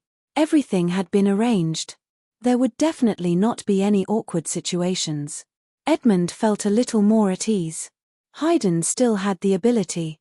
Among the miners in this team, Haydn had the best evaluation and had experience in mining. Otherwise, he would not have become the leader of this team. There were lights inside the mine, so it was not very dark. As they continued walking, they saw some conscripts using tools to mine. When they saw Fang Zhao's live broadcast indicator light, they hurriedly struck a pose and fought to greet him. They tried their best to make their voices appear on the live broadcast or show their faces. Although half their faces were covered by the visor, who knew if their family and friends could recognize them just by looking at their eyes and hearing their voices? Haydn led Fang Zhao to a stop. There was a box filled with tools. Most of them looked like pickaxes. Haydn picked one out and handed it to Fang Zhao. "Try it out." Fang Zhao accepted the tool. The moment he touched it, he realized that these digging tools were not as simple as they looked. There were some sophisticated power components inside, and the materials were also specially made. These were not tools specially prepared for Fang Zhao. All the conscripts in the mine used these kinds of tools. They did not need to use much strength to chisel out a piece of rock from a hard rock wall. However, to dig out ore of a higher grade and reduce the chances of the rock breaking, it still depended on experience. Haydn casually pointed to a spot on the wall. "Our mine has a lot of ore. There's no need to pick a spot. Let's dig here." Kevin Lin, who was standing to the side, found it funny. Such clumsy methods could not even fool him. How could they fool those shrewd businessmen? The leaders of Planet Baiji wanted to attract more investors, so they wanted to use Fang Zhao as a shill. Then they would tell the audience, "Look, this little celebrity. This is his first time mining. He randomly picked a spot and dug out ore with one pick. We have a lot of ore here. Although the grade of the ore is not particularly high, we have a lot of it. Interested investors, hurry up and come." Kevin Lin held back his laughter and asked Fang Zhao, who was staring at the wall, "How does it feel?" "Feel? It feels like there's something behind here," Fang Zhao replied. Edmund's eyebrows twitched, and the smile on his face deepened. "It's right that there's something. Hurry up and dig. Let the online audience know how densely packed the ore in Planet Baiji's mine is." Kevin Lin gestured to Fang Zhao, indicating that the camera angle had been adjusted and they could start digging. Fang Zhao weighed the power pickaxe in his hand and swung it toward the wall. Bam! A piece of the wall was pried loose. Fang Zhao moved the handle, and the loose piece fell off. He had used a little too much strength, and the piece that had been pried off was a little bigger. Haydn looked at the piece of rock that had been knocked off, and the smile on his face became forced. It was obviously a place rich in ores, and he had even looked for a few experienced miners in the base to take a look. Why were there only a few scattered energy stones in the stones that had been knocked down? However, what attracted his attention was not the piece of rock that had fallen to the ground, but the creature that had appeared on the wall after the piece of rock had fallen off. It was a bug that lived in the ore vein area. It was about the size of 2 palms. Bugs that could move around in such a place looked sinister, and the one in front of them was even more fiendish. But people familiar with this mine knew that this bug looked scary and had strong defenses, but it was actually very stupid. Colonel Edmund had a wooden expression on his face as he told a soldier beside him, "Drag it out and roast it." You're tuning in to the Dreamy Chapters YouTube channel. We're so grateful for your support, and don't forget to subscribe to join us on this incredible journey through captivating stories. Your generosity through donations truly makes a world of difference, as it's the primary source of revenue that allows me to expand and enhance this channel for you. Thank you from the bottom of my heart for being a part of this adventure.